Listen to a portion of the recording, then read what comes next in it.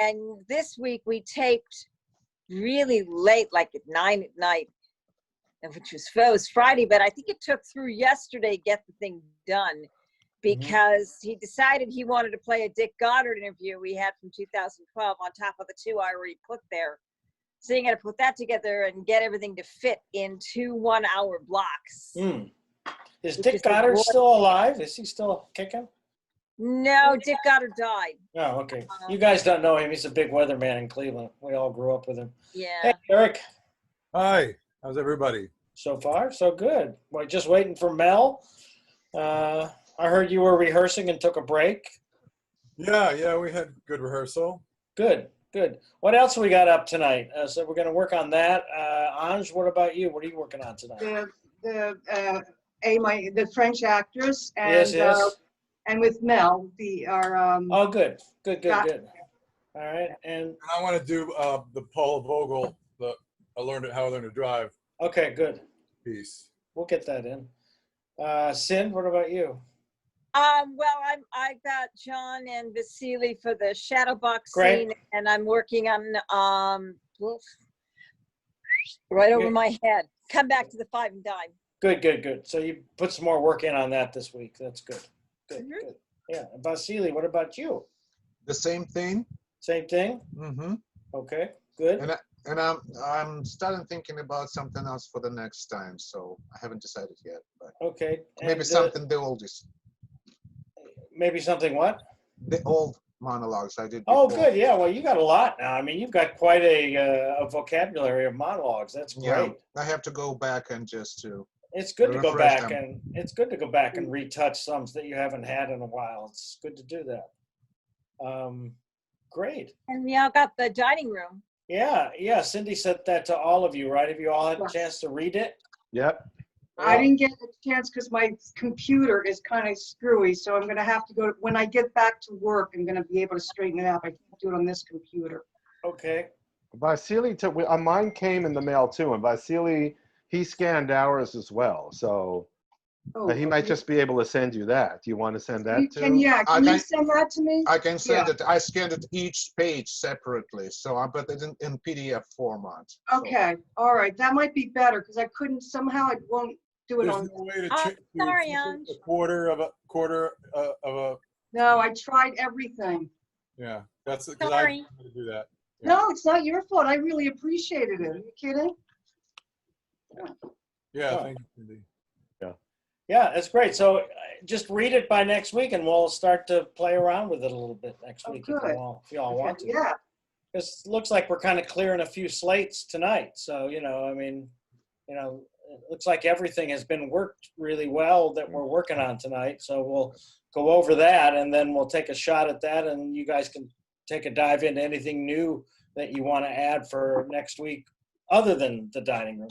I think we'll probably maybe work like an hour or an hour and a half on it. Just read through a lot of it. Yeah. Great. It's a good piece, isn't it? Yeah, it's wild. Yeah, it really is. It has some wonderful stuff in it. I loved it. Yeah.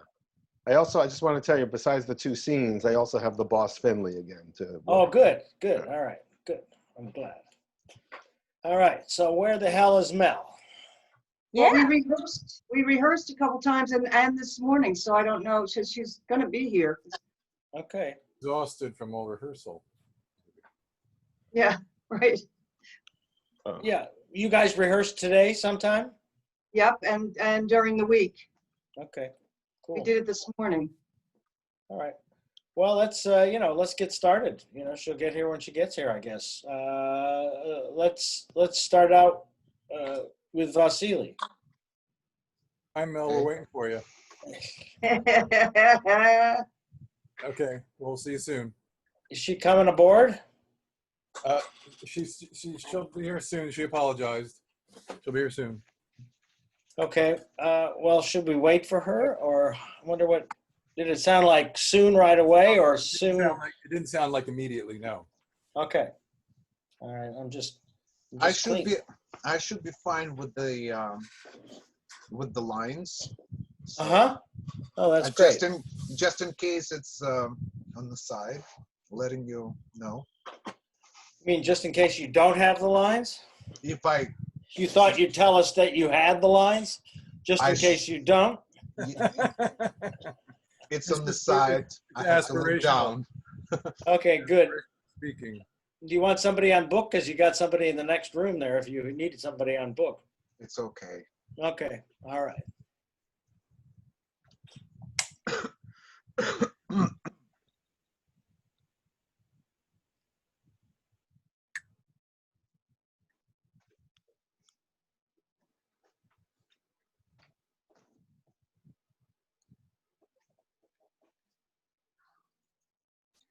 You're right.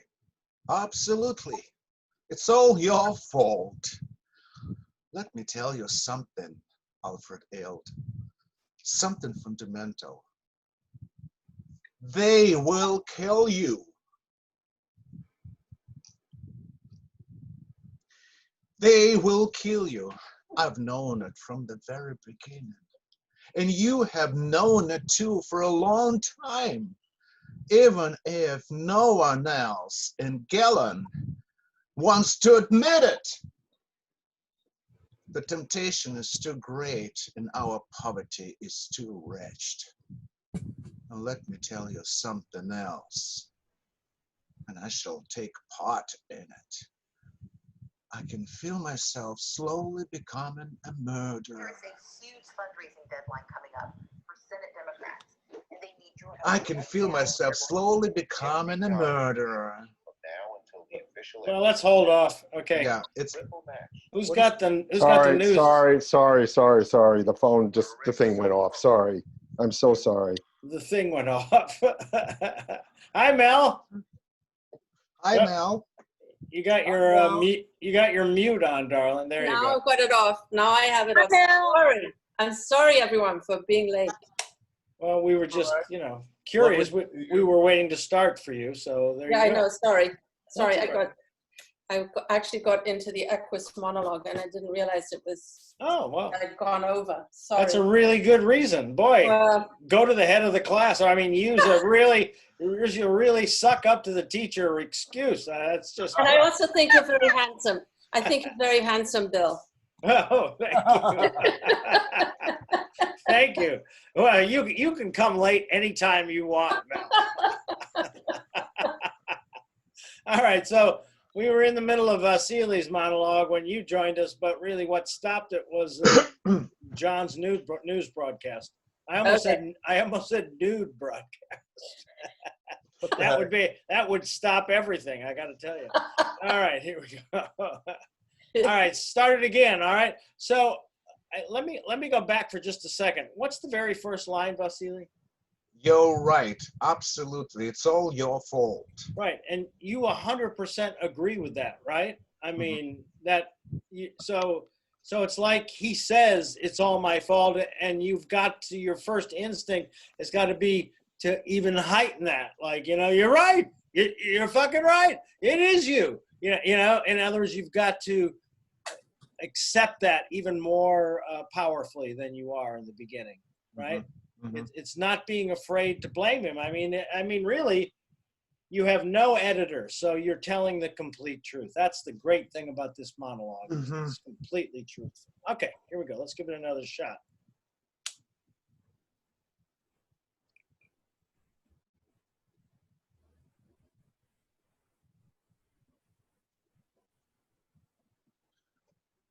You're right. Absolutely. It's all your fault. And now I want to tell you something, Alfred Ill, something fundamental. They will kill you. I've known from the very beginning, and you have known it too for a long time, even if no one else in Galen wants to admit it. The temptation is too great, and our poverty is too wretched. But I know something else, and I shall take part in it. I can feel myself slowly becoming a murderer. My faith in humanity is powerless to stop it. And because I know all this, I have also become a sot. I too am scared, ill, just as you have been scared. And now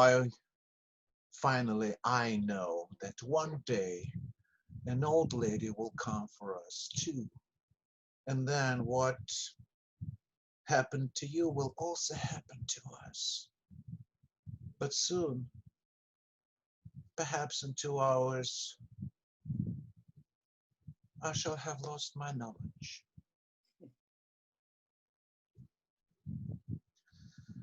Another bottle of Steinhager. Put it in my account. Good. It's fun being drunk, isn't it? Yeah, not having an editor. I love roles like that where the character just has no editor. They're just cavalier to say anything that they really want to say. It's such a release as a human being who very rarely gets that opportunity in real life. It's wonderful to actually say what's on your mind completely. I think this, like I said, I told you this last week. I think this is such a great piece for you, and you really do it so well. It's different every week, and I love it for the difference. I love the development that you brought on. And one of the great things about it is that I do really get the sense from it that you are talking not only to Alfred Hill, but you're also talking to the whole community there, and you really make that clear. And you actually sort of use it to the character's advantage. I think exposing him and yourself and the truth of everybody else that is going through the same thing is a powerful thing. And I think the school teacher knows that, Mm-hmm.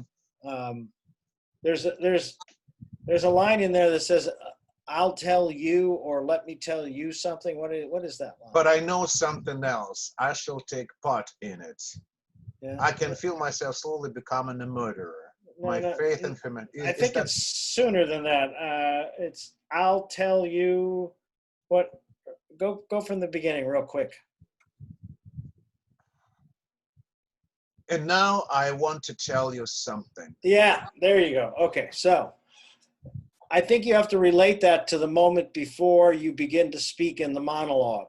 In other words, Alfred Ill has just told you something. And he's told you that it's completely his fault, right?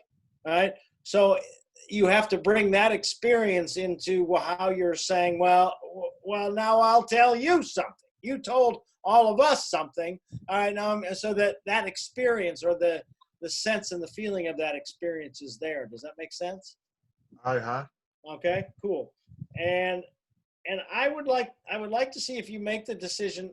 I still feel that that you becoming a murderer and your admittance to the character's admittance to the fact that they're becoming a murderer.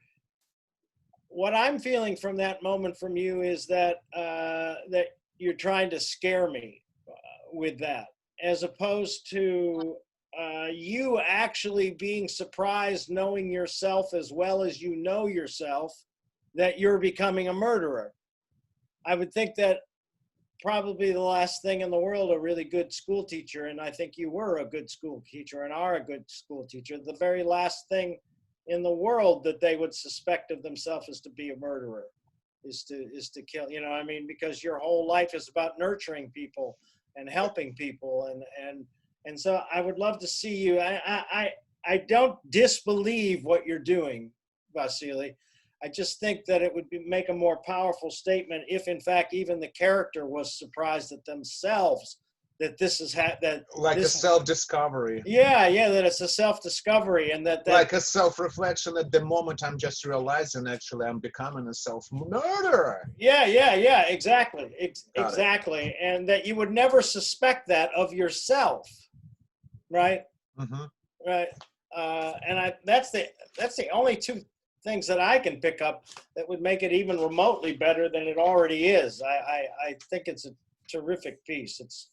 And you're getting so much better now, and your clarity, I don't know whether all of you guys have noticed this, but clarity is now becoming not an issue anymore. I mean, I didn't even think of the word until I thought of the past episodes, but I didn't think of it in terms of your work tonight at all. There was one thing that I missed, Okay, tell me.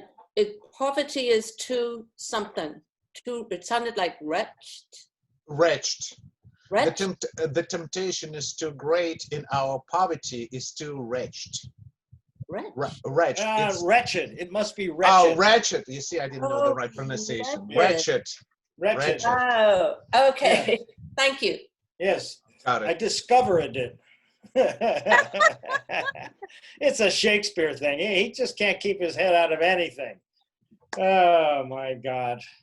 Wretched. It's wretched. wretched. Yes, my wretched life, my fucking wretched You life. see, sometimes all those grammatical rules don't work. This is what I knew. So ed is supposed to be silent to me, so it's e Yeah. is silent. But then you see that's exception.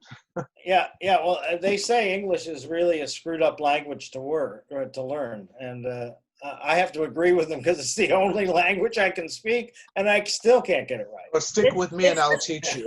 Yes, thank you. Spelling. First of all, I am going to stick with you, and you are getting better. So there's no The two spelling. ways. It's the spelling, Vasily. Yeah. It's just so ridiculous.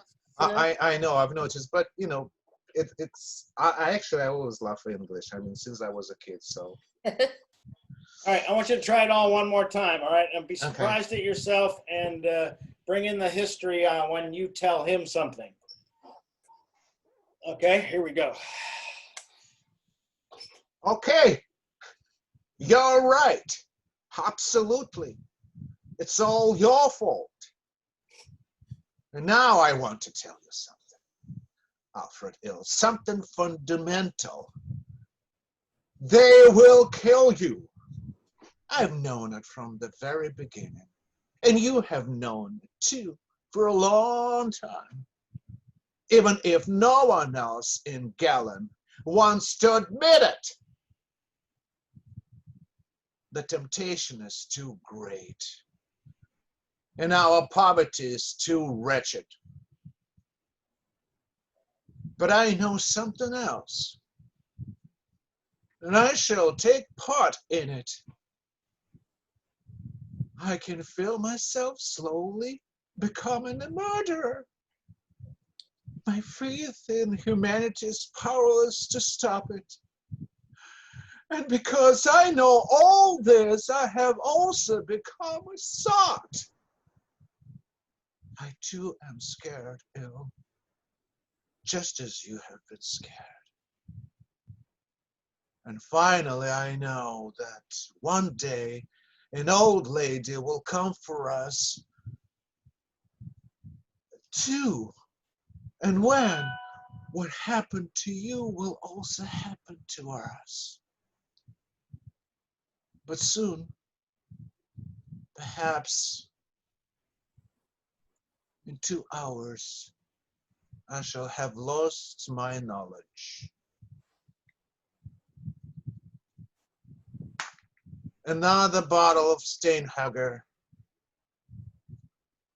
and put it in my account. Great.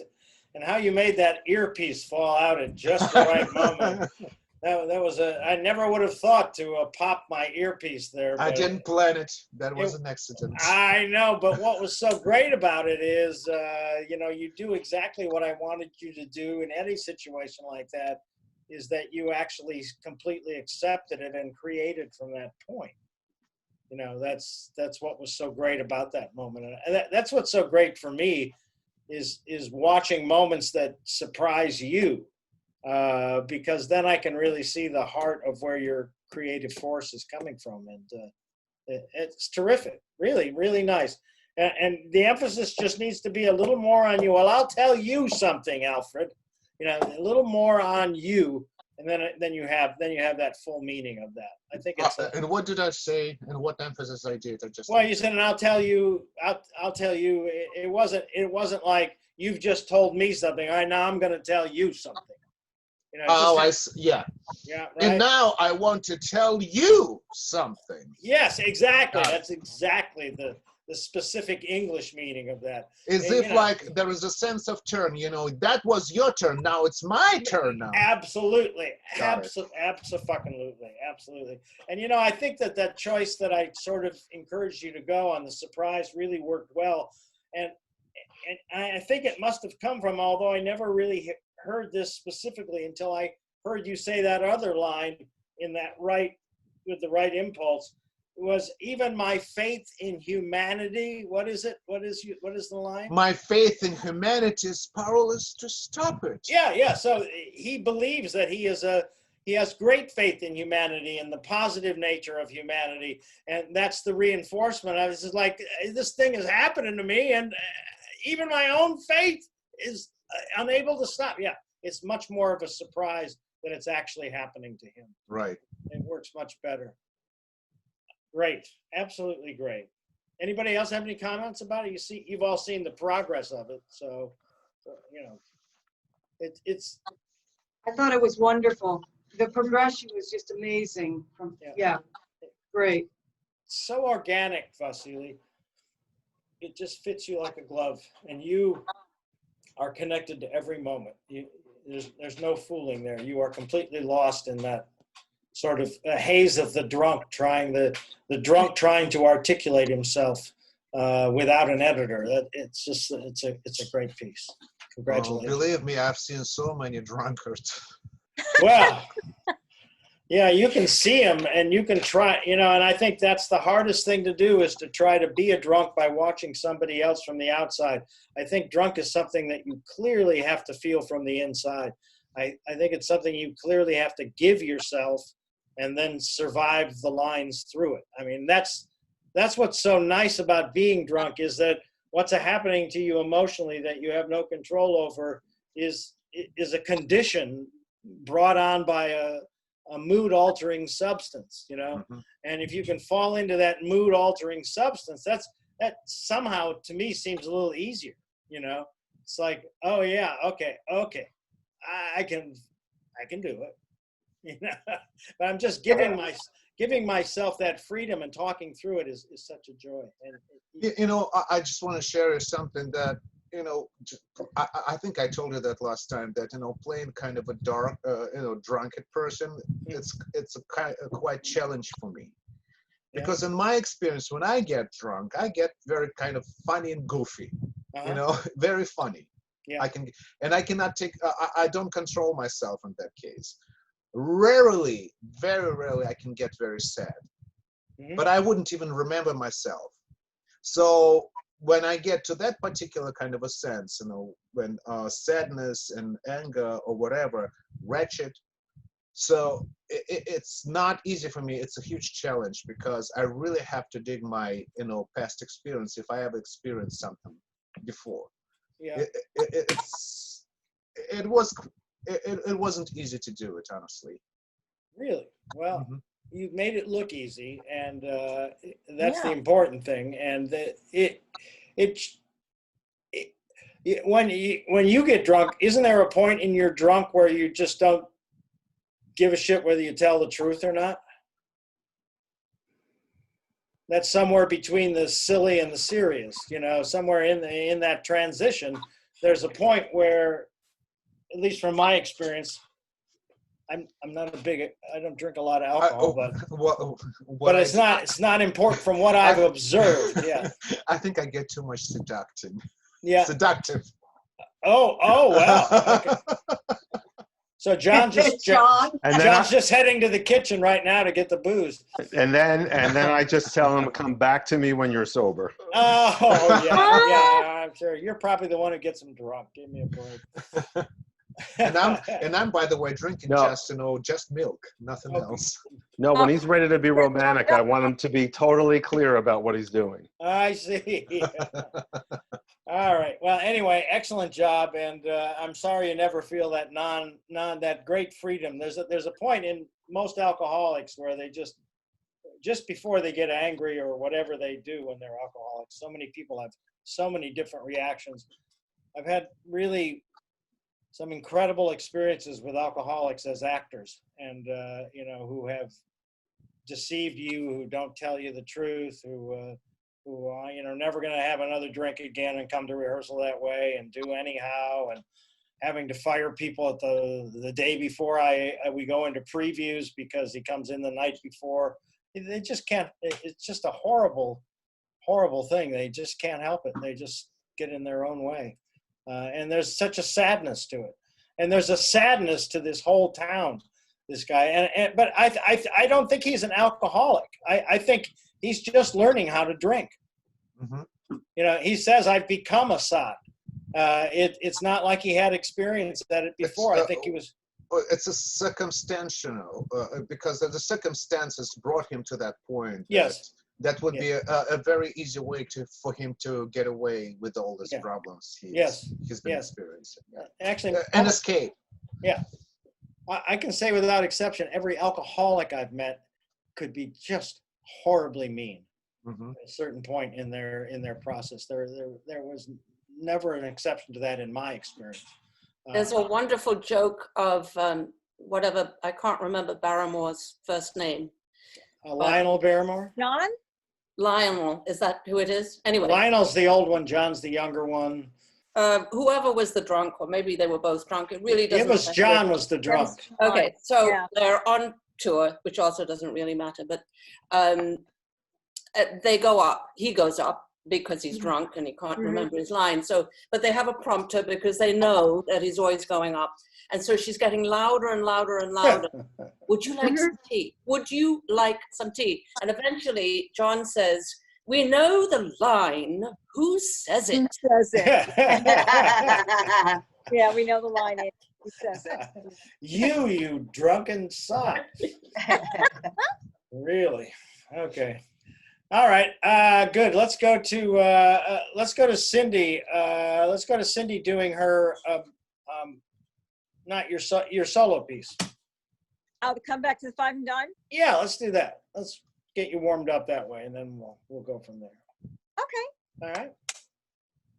So you were telling me the idea was she's telling like the big secret to everybody. Everybody already knows the secret except this person. Well, if you tell it like it is a secret, it brings a certain degree of importance to it, right? That it doesn't exist if the impulse is not. You know, it's actually, to me, a little bit of an acting trick in trying to get an actor to totally realize how important and how personal what they're about to say really is, and which in Mona's case is not necessarily the truth, but the trick works really well for her, right? Because it makes it seem like this is a singular thing and nobody else in the world knows this. And it's sort of ironic because everybody in the world knows it's a lie, especially the person that you're telling it to. So it works against the grain of what the person you're talking to knows as well. And so I think it has a greater power, yes. Yeah, that's sort of what I was working on. Just saying, you know, I've told everybody around here, I'm going to tell you because you're such a sweet person, and I think you really need to know about this. Exactly. Yeah. So, yeah. All right, let's see what it looks like. All right. Okay. Cool. When little Jimmy Dean was first born, nearly 3,000 people swarmed into this city over a one-week period just to see the son of James Dean. He really put the town of McCarthy, Texas on the road map for a brief but glorious period of time. And we were the busiest, most prestigious store in Texas. Sidney, Juanita's husband, he was the manager at the time. And signs were his idea. He had it planned out perfectly. We had newspaper, magazine people on, and they were all writing down things and taking pictures and writing down just about everything I would say. I really was quite the celebrity. And everybody bought up just about everything they could get their hands on just in case little Jimmy Dean had touched it. He was on display on that block over there. And Sidney, he had to hire 2 police officers just to protect him from possible molesters and kidnappers. And it wasn't just the five and dime neither. This whole town went through a whole period of prosperity. I mean, you really should have seen it before. It was very active for one its size. But now I think most people have been drawn out to greener and damper pastures, but me, well, I'm just content to remain right where I am. Cool, Cindy. That's come a long way. That's come a long way. I really like it. I really like it. I want you to I want you to think about the launch just a little bit more, okay? Okay. So, right, Eric will tell you this. This is what Eric always forgets now that he doesn't forget anymore is you know that moment before you talk is like absolutely the most important moment, to be in that sense of, okay, well, this is really private, but I'm just going to tell you, you know. And if you make sure you're in that space and then follow through and see where that space leads you, I think you're going to surprise yourself more. And you won't know it until we tell you, because you're going to be so involved. But what I'm saying is that launch of, well, I really do want to tell you, but oh fuck, I'll tell you. You know, you know, it's that whole sense of her anxiousness of really wanting to tell it, and she's able to transfer that into making it seem like it's the biggest secret in town, and you're giving up information that nobody else knows, and in that way you had some great moments in the piece. But what I want you to do is try to launch that from the beginning and continue to follow that where it leads you, that sense of the secret, that sense of the quiet nobility of what's going on in your life, all of that stuff, that sense of the secret. I want to see what happens if you continue to keep your focus on that and see where it leads you. Okay? Does that make sense? It makes sense, but in what respect would I be starting it from? Well, from this sense.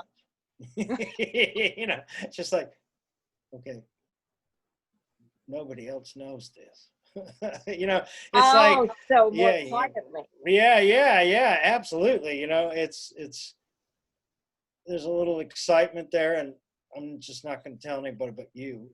You know, there's that whole sense of the anticipation that's racked up in the positive energy that she has about it, because she loves telling it, but she's trying to downplay it. You know, like, oh, it's a secret. You know, you would love to tell the story. And that's the dichotomy of the piece, is that she knows. I think if she knows, because of everybody else's reaction in town to this story now, that if she just tells it the way she's told it all along, that it's not going to be received well. The person's not going to believe it. But if you tell it like, only you know this, that person is going to believe it. And that's the energy I want you to follow through on all the way through with the piece, and see where that energy leads you. Y'all see what I'm talking about? Yeah, you know, it's that place before you talk, and those first words are what you want to let lead you, and you don't want to try to lead it at all. I just want you to see where it takes you. Okay. Okay, here we go.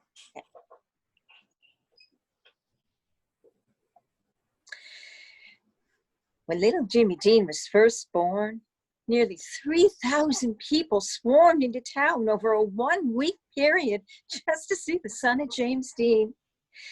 He really put the town of McCarthy, Texas on the road map for a brief but glorious period of time. And we were the busiest, most prestigious Crestmont store in Texas. Sidney, Juanita's husband, and he was the manager at the time. Oh, the signs were his idea. He had it planned out perfectly. We had newspaper, magazine people here taking pictures and writing down everything I would say. I really was quite the celebrity. And everybody bought up just about everything they could get their hands on, just in case little Jimmy Dean had touched it. He was on display on that block over there. And, oh, Sidney, he had to hire 2 police officers just to protect him from possible molesters and kidnappers. And it wasn't just the 5 and dime either. This whole town went through an amazing period of prosperity. I mean, you really should have seen it before. It was very active for one its size. But now I suppose everyone else has been drawn out to greener, damper pastures. But me, Oh, I'm just content to remain right where I am. Little old humble me. Yeah. Really nice, really nice. More like what you Yes. were looking for? Okay. Yeah, yeah. I mean, more what you're looking for. Yeah. I got her innocence this time. It's, Yeah. the innocence of her That- really that's came out. that's what works so well about it, and us knowing her from the beginning of the play. We just feel sorry for her because she just completely believes in these lies. And that's really the other thing about a secret. The secret trick is it really sounds like you believe in it because you're sort of making it very personal and very secretive, and it really makes it seem like you totally believe in it, which is absolutely key to making Mona work as a character. And what shows off a range that's really beginning to develop in you, Cindy, that we're developing, right? And, and it's a different color for you to hold on to. And I would just encourage you just now, just for the fun of it, right? Just to start it one more time, but really go all the way with the secret at the very beginning. Go all the way, go further than you think you should go. All right? Okay. I just want to see what that is. All right. Okay. And I'll tell you when to stop, and we'll see how it goes. I want you to go further in that secretive, private nature than you think you should go.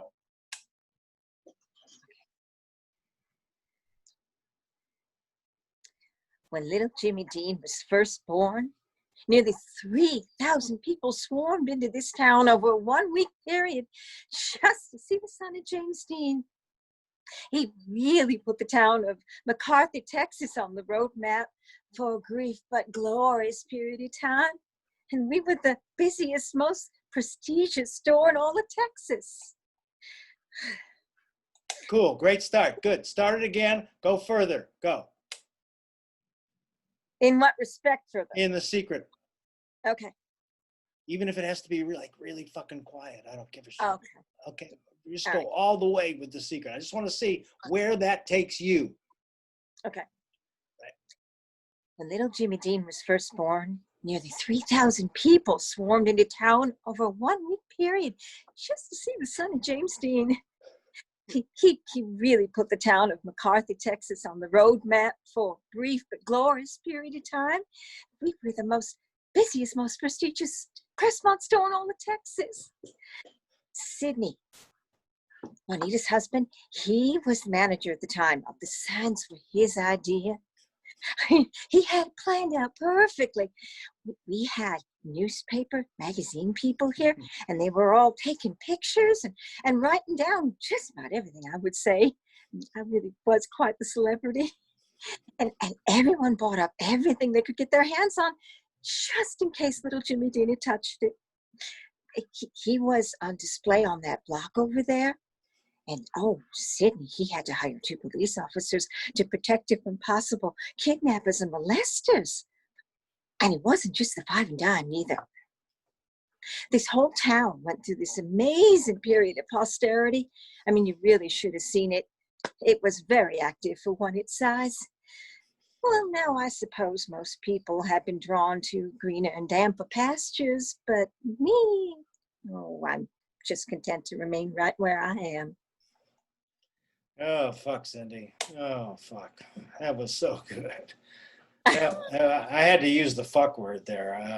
That was really good. And it actually, it sort of goes, the reason I wanted you to do this is that I think, and I've worked with a lot of actors who have gone through this, is that their perception of what they are doing is always a little less than what it needs to be. In other words, that you understand completely what I'm talking. Eric's nodding like a bobblehead.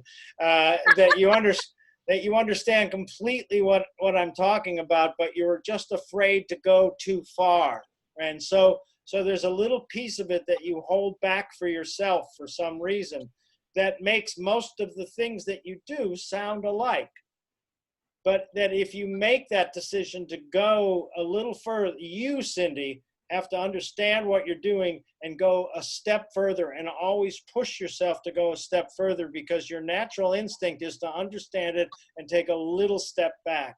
And what I want you to do is you develop your artistry is to understand it and take a little step forward. Do not be afraid of that unknown step forward, that place that you didn't think you should go, because that's really, in my estimation, where you need to go to demonstrate the difference in your range, because you do have a good range, and you've never really had anyone teach you how to explore it as well as I can. And so I just want you to realize, when you see the playback, you will see the difference when you went further than you thought you should go. It wasn't that the one before it was bad in any way, shape, or form. It was actually really good. But I felt that there was a little bit of reticence to the time before this last time. So look at that and the progression of what you're doing, and see what you can learn from that. But it's my estimation is that if I can instinctually get you to take a step further than you think it should go as your instinct, then I will have taught you what I really need to teach you. Okay? Yeah. That makes sense? Can you guys, is this just me, or can some of you see that in Cindy? That Absolutely. Yeah, absolutely. Absolutely. When you encourage her to go just more, she does it a little bit at a time. Carry her down, and then she went there. And just like last week when you tried to get me to be more enthusiastic in that one part, and I thought I was. I thought I was, but there's that. Totally, but you weren't connected. The connection wasn't enthusiastic. So. Well, it doesn't feel like I haven't gone far. That's what's weird, is it's kind of hard sometimes to tell. Absolutely. That's exactly right, because it's your perception of what you're doing that is important for you to understand. And if you understand that my perception of what I'm doing is always a little less than what I need to be doing, then you begin to develop the courage to take that extra step based on your own instinct, rather than me encouraging you to go a little further each time. Okay. That's what I want. I want it to be your, and I think I will know that I've succeeded when one night you come in with a new monologue and I go, whoa, Cindy, that was like a little over the top, and I'll know I will have succeeded when I get that, because the truth is, if we go back and if you look at all the work that we've done, it's always me trying to encourage you to go a little further. So the issue with you is your perception of your own work. And so what I'm saying to you is, I want you to go beyond your own perception of where you think you should go when you try new stuff. Okay. All right. And we'll see, and then, one day we'll probably have that night when I go, whoa, Cindy. That would be nice. But the great thing about this class is that you will get this playback, and then you'll see what I'm talking about, because we all watched it. Well, I watched it last week. Yeah. I watch it every week, but I mean, I watched it, I think yesterday, last week's, and you saw the difference. A big change. Oh God, Cindy. And this week even better, because you came with last week's knowledge and brought that to it, and you still underestimated where you could go. Yeah. Right. And so what I'm saying is, tonight on this playback, you'll get to see what you do when you go beyond your own expectation. And that's what I love. That's what I want. Okay. Cool. May I take the monologue? Yeah. Okay. Thank you. I love it when you're aggressive. Well, I'm sort of huffing off of Vasily and Cindy. Okay, good. Well, two great starts. I'm huffing off their good work. Okay. So, person I'm talking to is over there. We'll probably figure that out. Yeah, no, yeah.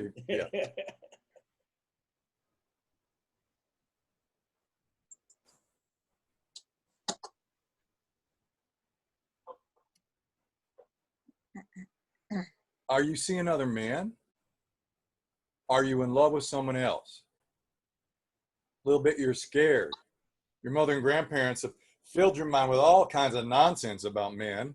I hear them working on you all the time, and you're scared. It won't hurt you.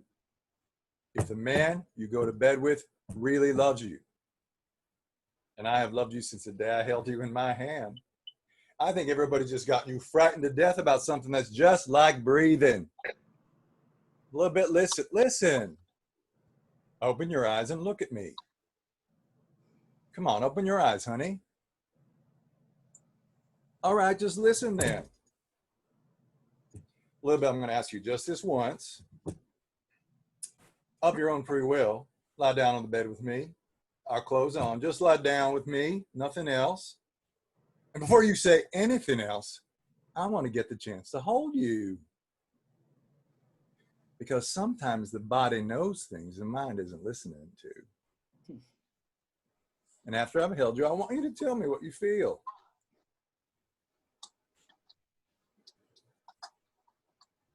That's right. I'm just going to hold you. And then you can tell me what you're feeling.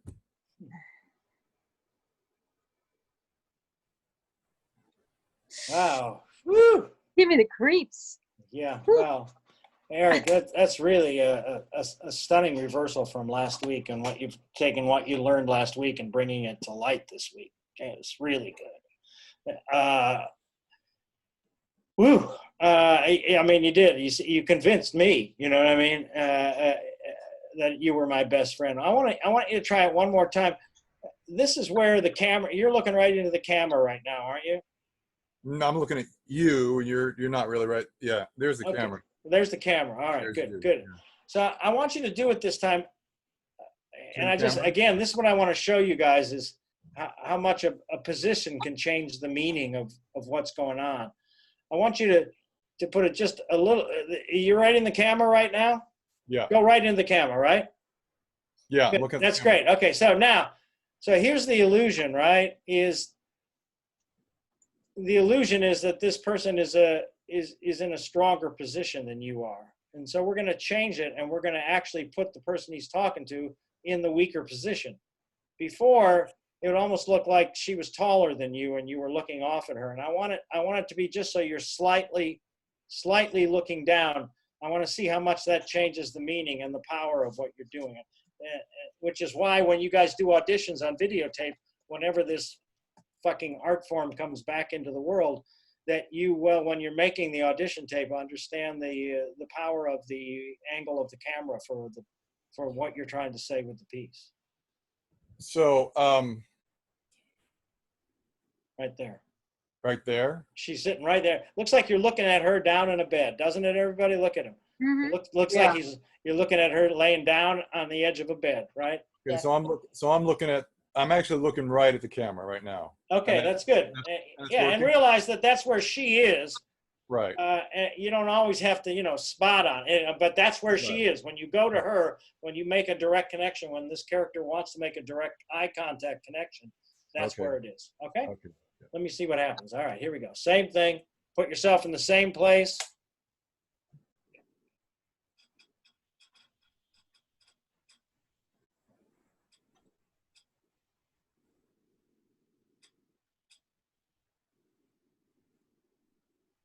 Are you seeing other men? Are you in love with someone else? A little bit. You're scared. Your mother and grandparents have filled your head with all kinds of nonsense about men. I hear them working on you all the time. And you're scared. It won't hurt you. If the man you go to bed with really loves you, and I have loved you since the day I held you in my hand. I think everybody's just got you frightened to death about something that's, well, it's just like breathing. A little bit, listen. A little bit, open your eyes and look at me. Come on. Open your eyes, honey. All right. I just want you to listen. A little bit, I'm going to ask you just this once, of your own free will, lie down on the bed with me. Our clothes on, just lie down with me. A man and a woman, and let's hold one another. Nothing else. And before you say anything else, I want to get the chance to hold you, because sometimes the body knows things the mind isn't listening to. And then after I've held you, I want you to tell me what you feel. That's right. I'm just going to hold you. And then you can tell me what you're feeling.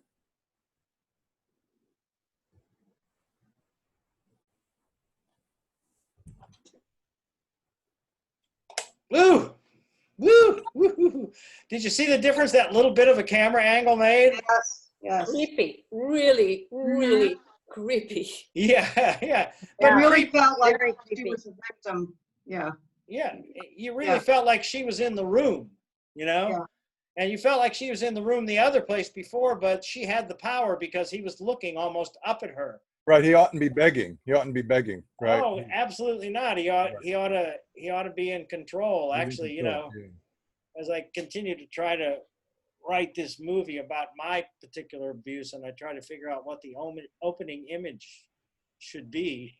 One of my images is exactly this image of, imagine me as a 12-year-old boy laying right at your feet, and that the opening camera view comes up, and we don't see the abuse, but we see the movement of the abuse.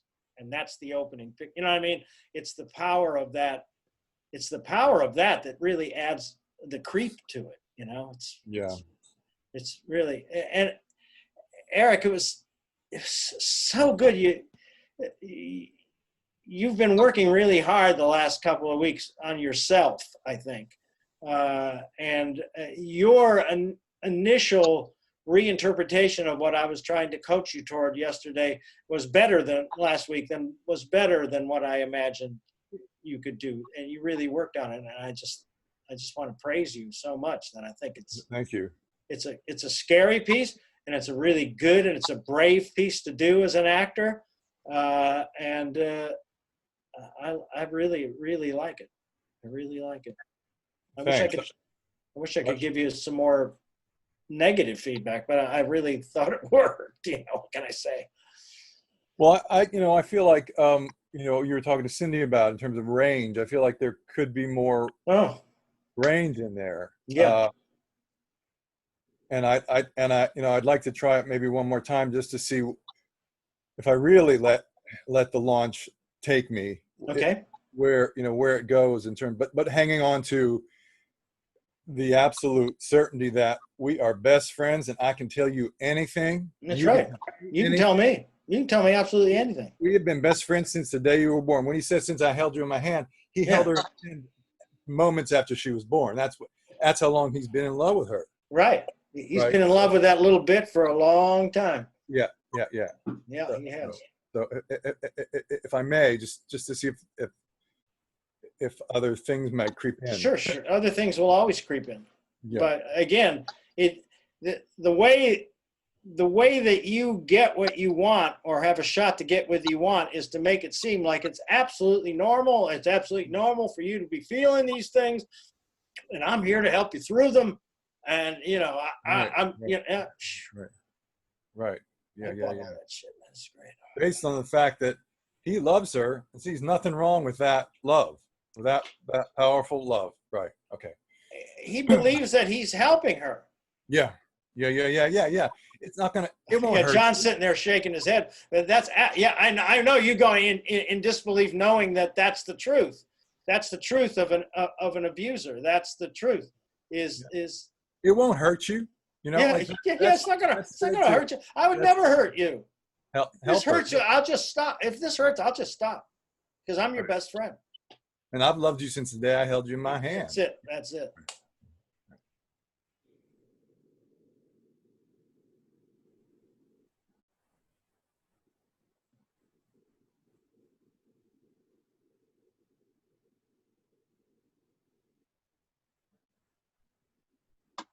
Are you seeing another man? Are you in love with someone else? A little bit you're scared. Your mother and grandparents have been filling your head with all kinds of nonsense about men. I hear them working on you all the time. And you're scared. It won't hurt you.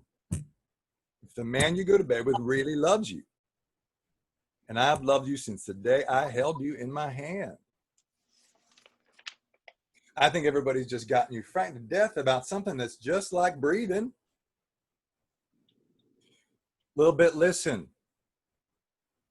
Listen, open your eyes. Come on. Open your eyes. Look at me. Come on, honey. All right. I just want you to listen. A little bit, I'm going to ask you just this once, of your own free will. Lie down on the bed with me. Our clothes on. Just lie down with me. A man and a woman. And let's hold each other. Nothing else. And before you say anything else, I want to get the chance to hold you, because sometimes the body knows things that the mind isn't listening to. And after I've held you, I want you to tell me what you feel. Well, that's right. I'm just going to hold you. And then you can tell me how you're feeling.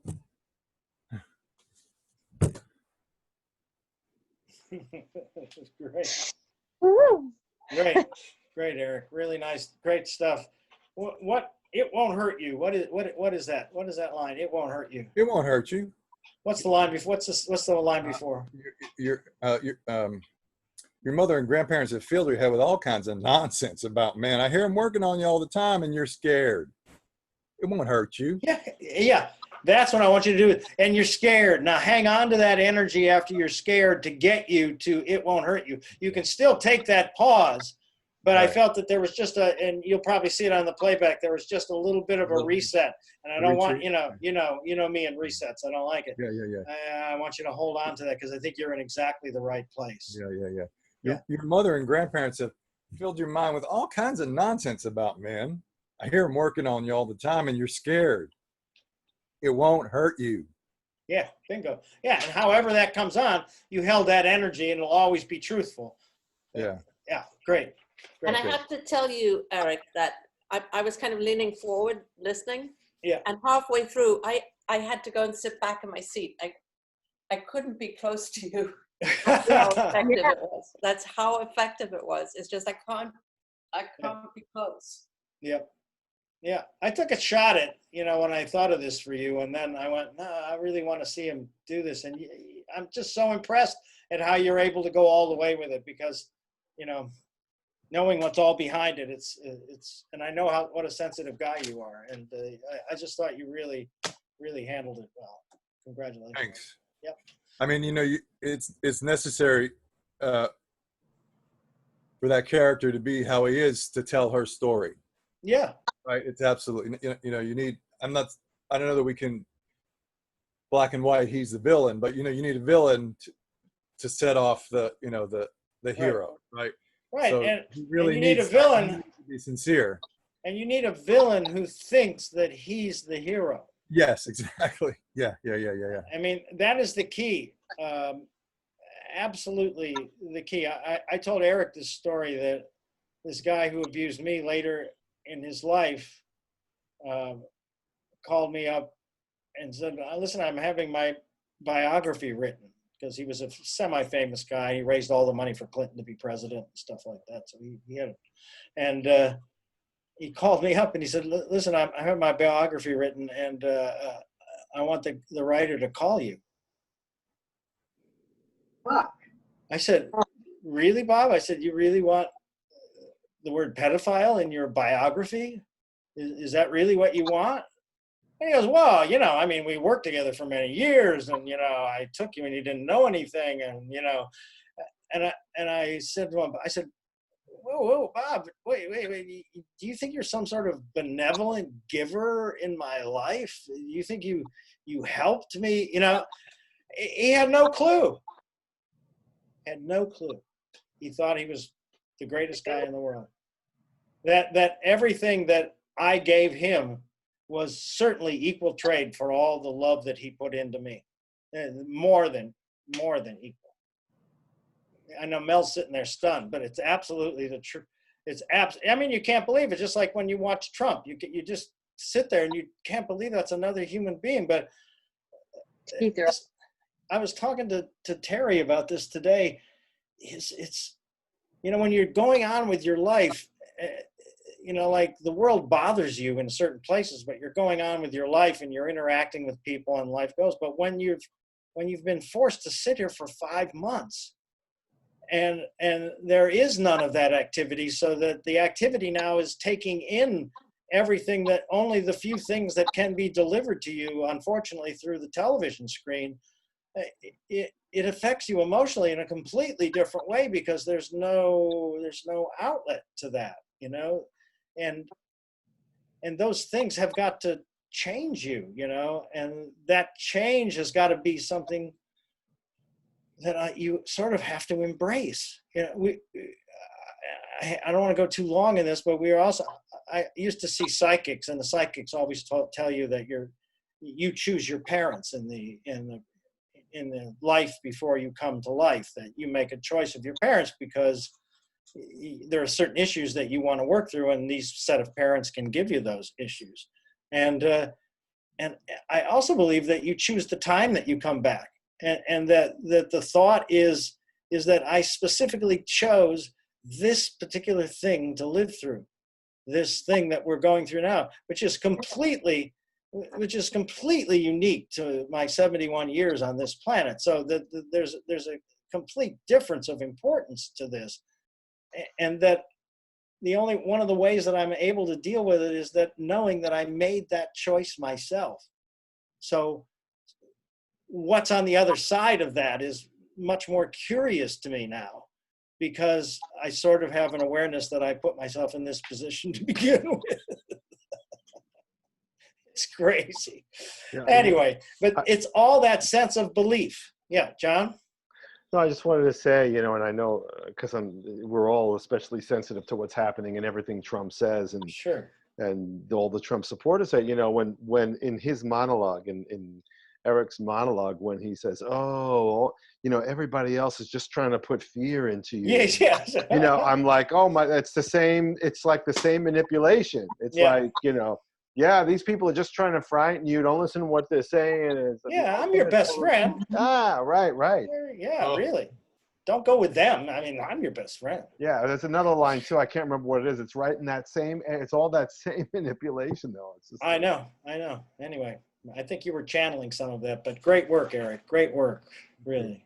So impressed. That's great. Okay, Mel, you want to do, since we're doing monologues, let's go, Mel. Let's do a little equi.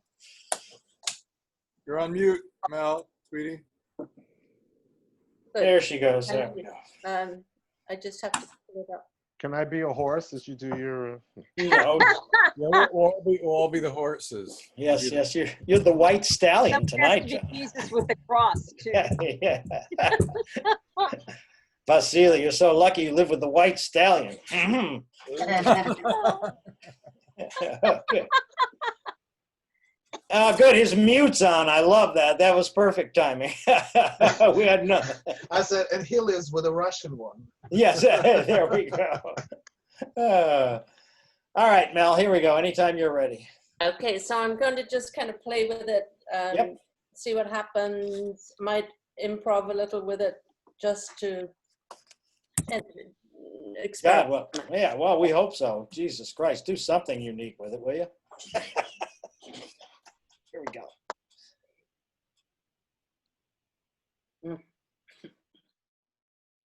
Look, doctor.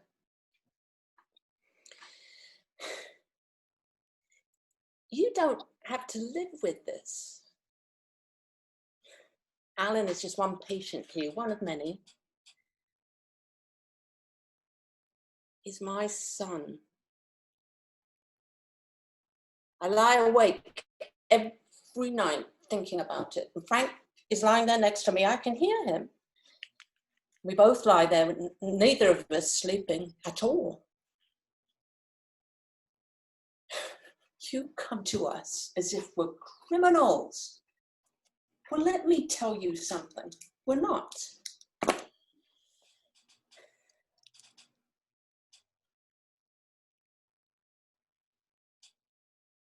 We've done nothing wrong. We loved Alan. We loved him as much as we could. Well, all right. So we quarrel sometimes. All parents quarrel, but we always make up.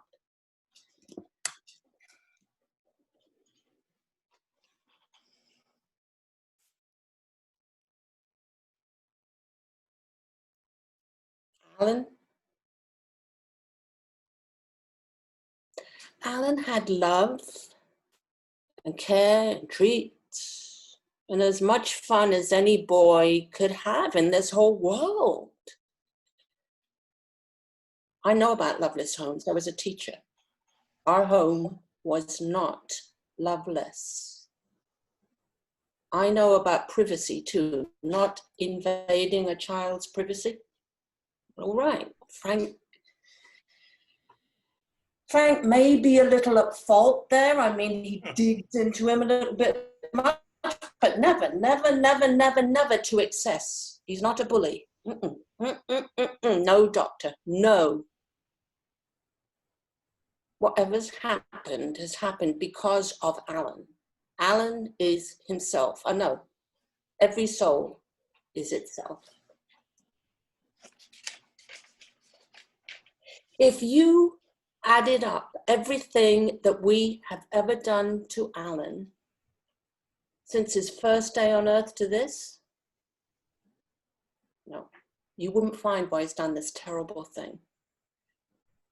Because that's him. It's not just adding up everything that we have done to him.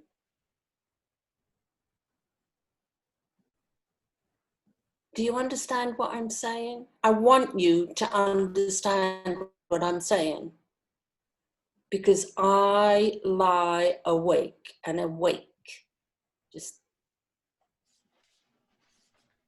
thinking about this, thinking it out. And I want you to know that I deny it, absolutely what he's doing. I deny it, I deny it, I deny it. What he's doing, staring at me, attacking me for what he's done, for what he's done.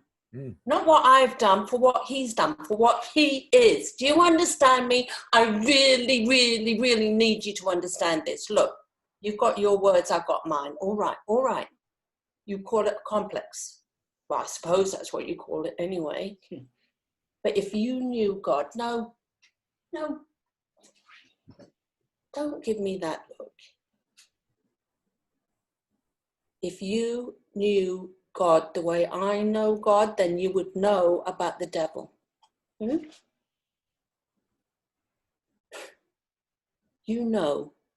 would know that the devil isn't made of what mummy says and what daddy says. The devil's just there. It's an old-fashioned word, but a true thing. Look, I'll go. I only know he was my little Alan. And then the devil came.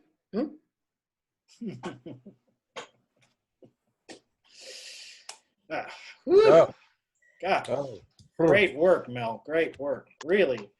So, Wow. God, I can't catch you on a non-connection because you refuse to go on until you were connected. You know, you don't.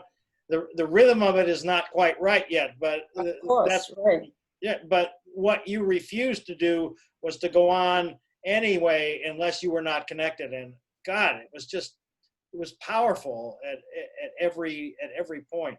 I just loved it. What happened has happened to Alan, right? What is that line? What has happened? What has happened to has Alan? happened because of Alan. Alan is himself. Yeah. Great. Yeah. Okay, so here's what I want to try to coach you into a little bit as you continue to work the rhythm of this piece. Right, the end of the piece is really powerful. It's her standing up for herself. Right. Mm-hmm. There's a little bit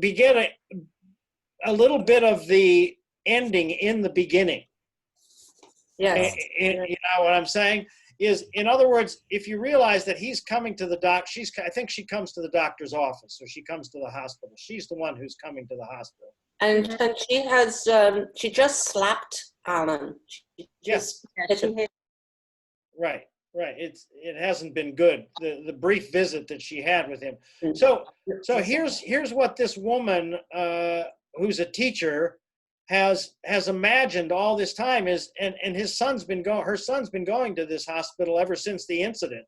So it's not like it's like the day after. He's been going on for a while.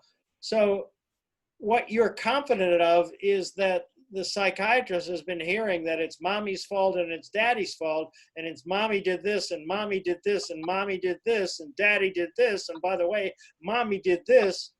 That's what you think he's been listening to ever since he's been connected with this doctor. And so there's an aspect of you straightening that out in the very beginning, right? Because that's how you would deal with, that's how she seems to deal with fear, is she tells you what she thinks, you know, she doesn't hold back in this thing, right? Because it's very emotional. So I think there's a little, and you do that in the end, and I just love it. And I would love to have a sense of that in the beginning. I think that would lead you in a better direction.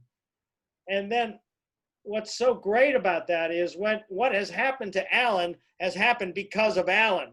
It's from that point in the, you know, the whole first part of the monologue up to that point to me is sort of a defense of you and your husband, right? Yes. And then when you say what has happened to Alan is because of Alan is what you know for sure. So you're telling him like an evangelist would tell a non-believer that you have to believe in that theory. And if you carry that, if you carry that energy to the end of what you're doing, to the end of the monologue, when you get to I lie awake at night, it, I think, will lead you to feeling so personal in that moment, so feeling so, you know, like almost revealing her own vulnerability in that moment. If you continue to hold on to what you're knowing as your defense, and then you get to that, I lie awake at night, and you know, I think that's a real sort of confession, a vulnerable confession to her that I think doing the other thing will lead you to that moment. Does that make sense? Yes. Yeah, that moment should spring upon you. I mean, you can't decide what it's going to be, but what I'm trying to do, like I always try to do, is to set you up with the right energy to get to a point. It's not about that point. It's about what we're doing, setting everything up. It's about the process of setting it all up. So it's the sense of being being a little overly defensive because you feel that you need to justify yourself based on your own imagination's understanding of what's been shared between the kid and the psychiatrist up to this point. That's all in your imagination. That's all in your imagination. You can't possibly know what they talked about. As a matter of fact, they haven't talked about you at all. So, you know, it's your imagination that you're actually fighting, which is it's a different thing. Anyway. All right, you want to give that a shot? Sure. All right. Let me pull it up again.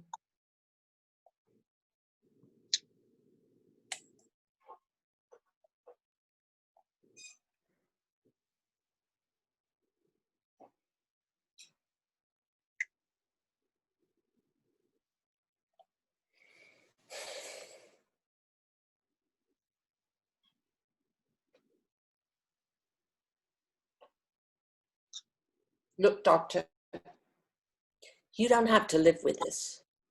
Alan is just one patient to you, one of many. I lie awake at night, every night, thinking about it. And Frank is lying next to me and I can hear him. Neither of us sleeps all night. You come to us as if we're criminals. Well, let me tell you something. We're not. Start the monologue right from there. Go.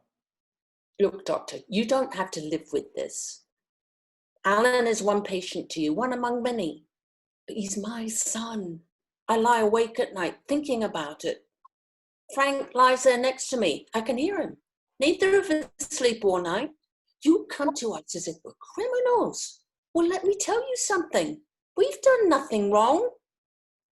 Good. Yeah, it seems like you're arguing from being the victim. Well, listen, you come to us as, how dare you come to us as if we were criminals? We've done nothing wrong. That's an even stronger defense, right? How dare you?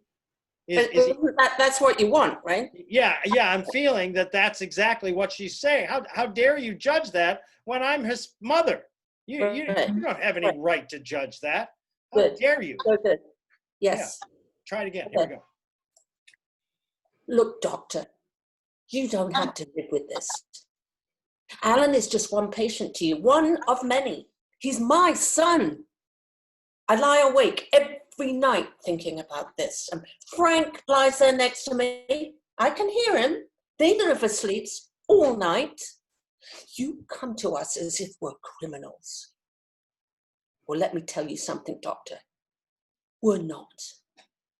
We loved Alan. We gave Alan all the love we could. Well, all right. We quarrel sometimes. All parents quarrel. We always make it up. Alan had love and care and treats and as much fun as any boy in the whole world.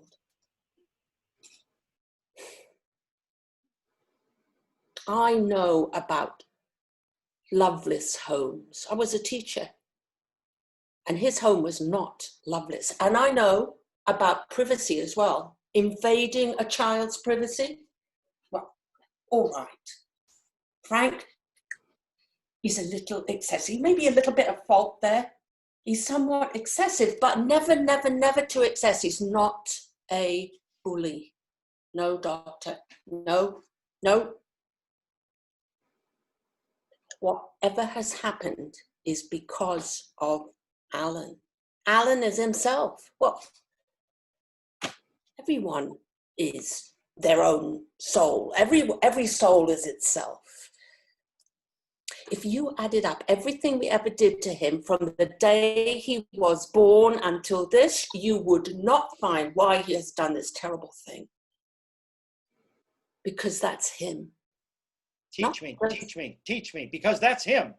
Teach me like a, teach me like a teacher. Go. No, doctor, whatever has happened is because of Alan. Alan is himself. Every soul is itself. If you added up everything we ever did to him from his first day that he was on this earth to this, you wouldn't find why he's done this terrible thing. Because it's him. Not just all the other things that we did to him added up. Do you understand what I'm saying? Because I want you to understand.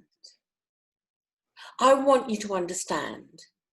Because I lie awake every night, awake and awake, thinking about it. And I want you to know that I deny absolutely what he's doing. Staring at me, attacking me for what he's done, for what he is.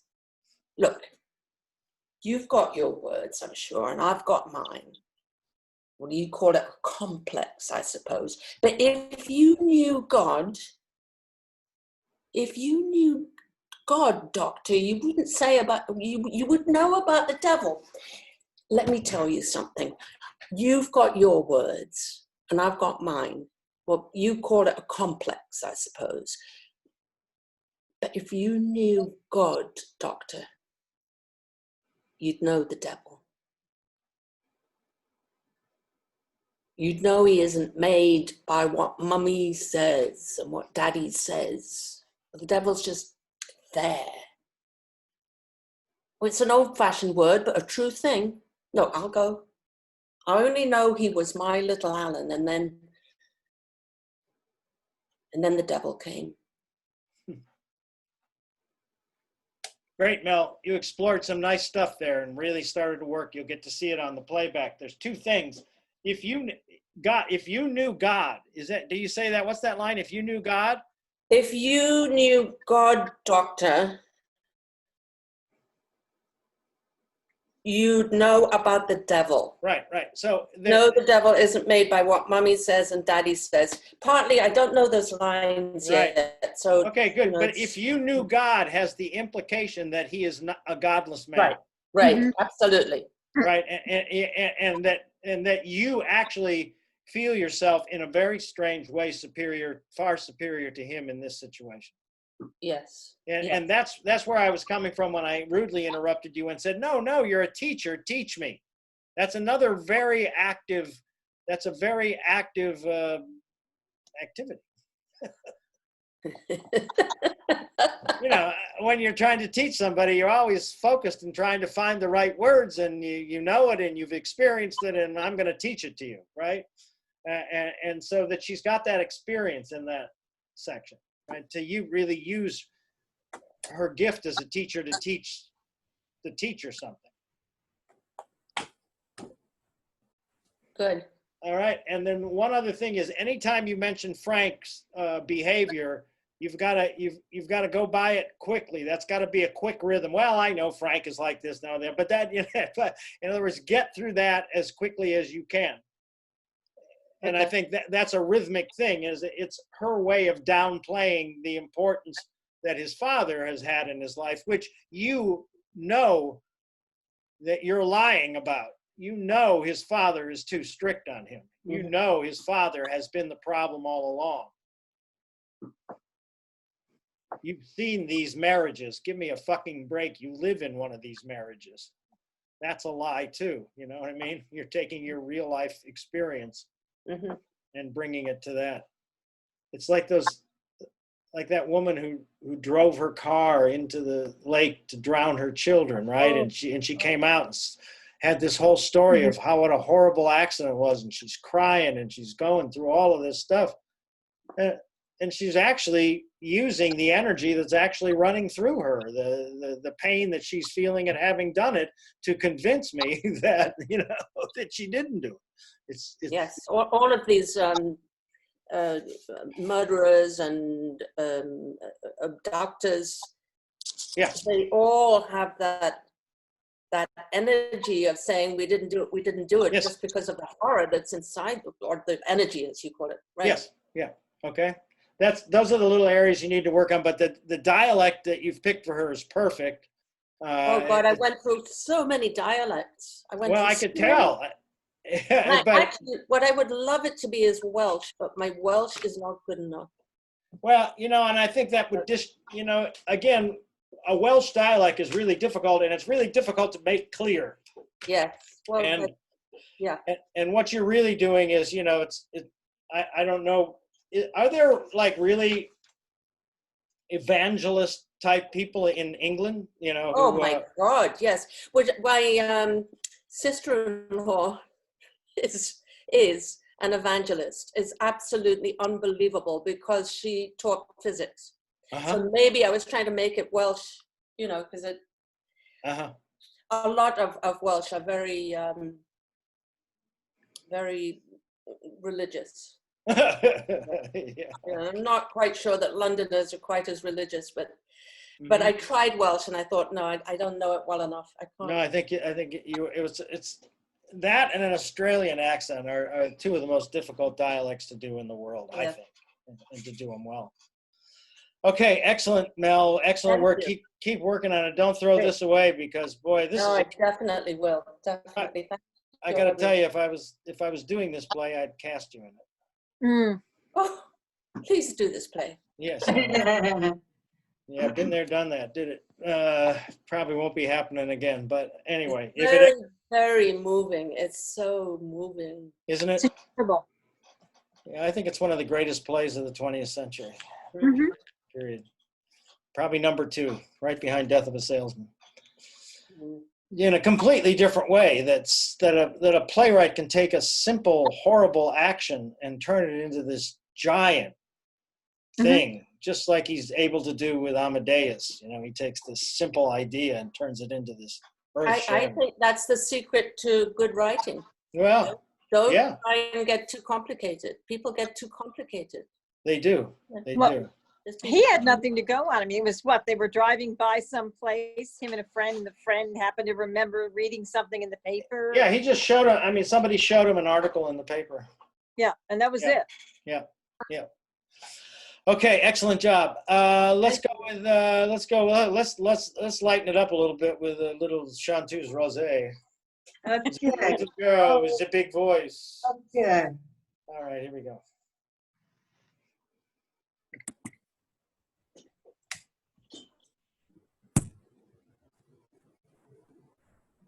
Hello, you. Coucou. Remember me? Chartreuse, Rosé, the little girl who died for love twice a night. Oh, how I love to sing of love en français, of course. Of course, I was not always French.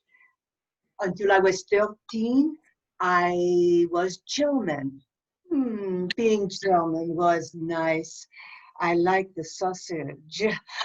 But always in my heart, I knew there was something missing. So at 13, I decided to change. For a while, I was Danish. Comme ci, comme ça, I like the pastry.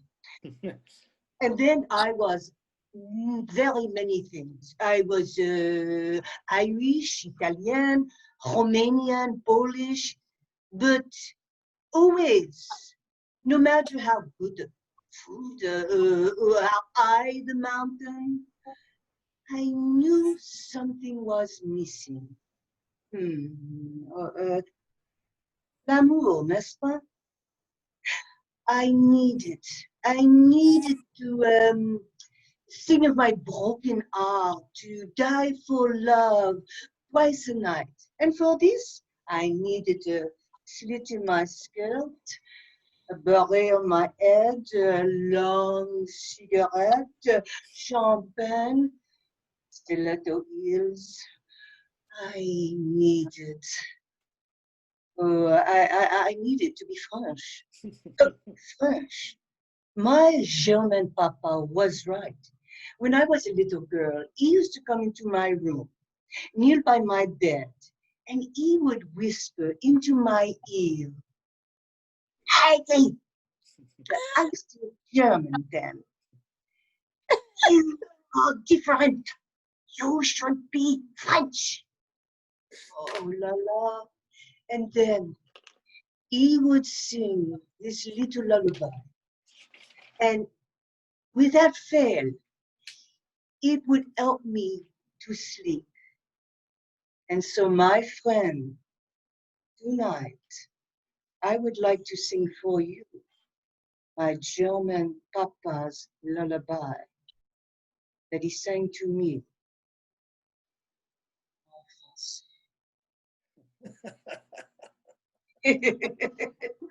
Oh, I like the end. Oh, I really like the end. It's coming along great, Hans. I'm so glad I chose this piece for you because it's helping you in a lot of different ways.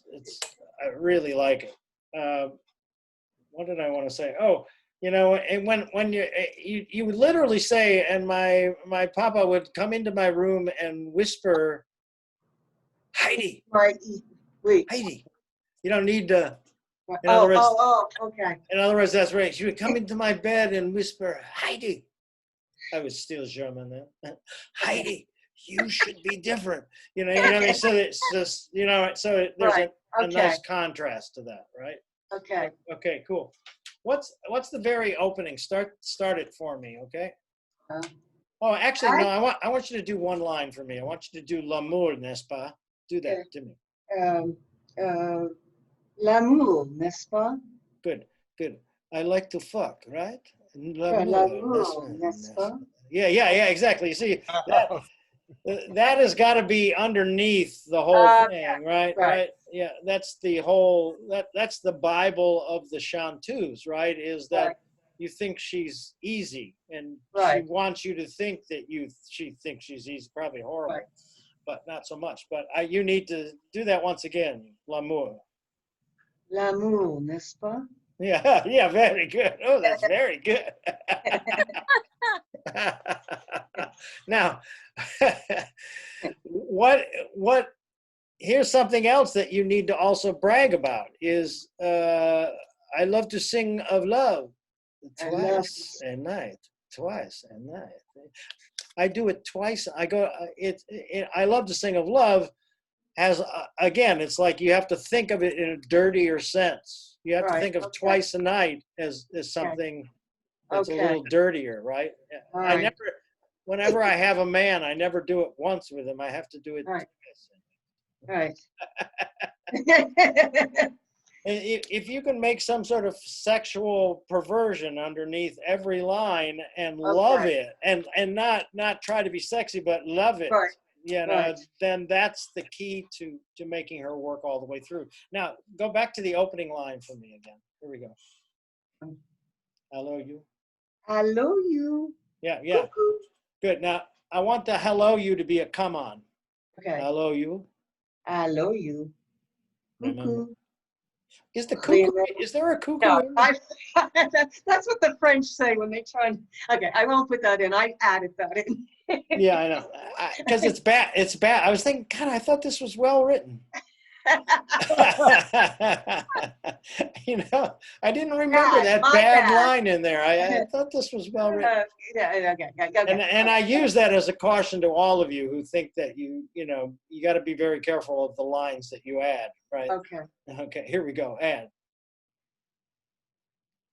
Hello, you. Remember me? A chanteuse Rosée, the little girl with the big voice that died for love twice a night. Okay, cool, great, good, great, good. Hello, you. You remember me, right? Keep the rhythm going, right? All the way up until the pause before twice a night. Okay. Watch what happens. Here we go. It's just a comic trick. But again, the comic trick is that you've got to keep my mind moving, and then all of a sudden it comes from out of nowhere. And here we go. Hello, you. Hello, you. Remember me? No, see, of Okay. course they remember me. Of course you remember me, right? Not ever trying to convince me. Always knowing, having that self-confidence of the knowing. Okay, here we go. Hello, you. Even sexier. Try it again. Hello, Oh, good. I love it. Go. hello. Hello, you. Remember me, chanteuse Rosée, the little girl that sang with a big voice twice. I I know. Yeah. All right. So no, what we've revealed is that what you were doing in the beginning is pacing protection. Right. You were doing it at the pace that you could recall the lines at. Right. When in fact, that's a great thing to learn Okay. from a rehearsal. Is what I'm saying to you is that's really positive that you caught yourself doing that. So just challenge your rhythm, and then you find out exactly what you know and what you don't know. And here we go. From that, I want to have sex with you. Yeah, and here we go. Hello, you. Remember me? Chanteuse Rosée, the little girl with the big voice who died for love twice a night. Good. Oh, you all see the difference in that rhythm, right? And if the twice a night isn't twice a night, if it's twice a night, if it digs in even deeper after that pause, you can try it again. Here we go. Okay. Every time you try to make it dirtier, all right? Every time, try to make it dirtier. Here we go. Hello, you. Remember me? Chanteuse Rosée, the little girl with the big voice who died for love twice a night. Bingo, and right.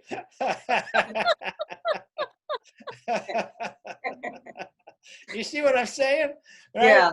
And then you hang on to that energy and see where that takes. That I fuck you twice and nice, right? Yeah. Right. And what's the next line after that? So if you hold on to that, give me twice a night again. Yeah. Oh, how I love to sing of love en français, of course. Of course. Yes. I was not always French.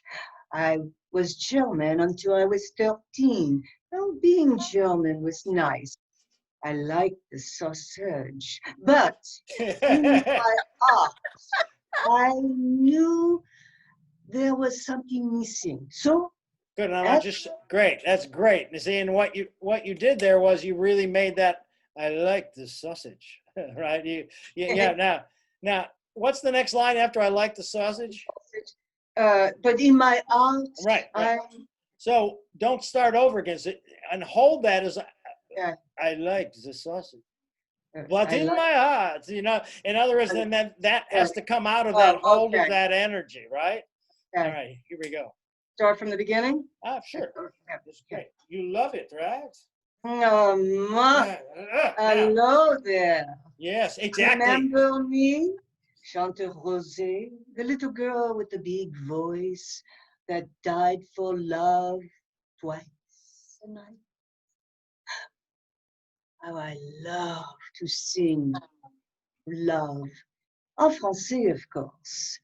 Oh, I wasn't always French. Until I was 13, I was German. Being German was nice. I liked the sausage. Of course, but Yes, but I was in a completely different place, so I forgot that's my right. I line. was. That's I was. absolutely. And you also, in the opening, I could tell you had a little mental blip. On Yeah, the, I went. on- Yeah, Yep, twice a night. You weren't Right. you didn't dig in deep. right. Right. That's what you've got to work on, Donj. You will Okay. see this so clearly in the playback, won't you, everyone? Oh, yeah. It's just so clear when you're on that track, and that's what you've got to hold to and love it, and then you'll have it. You'll have Okay. it. Thank you. Good work. Thank you. Okay, John, you're up. My happy big boss Finley.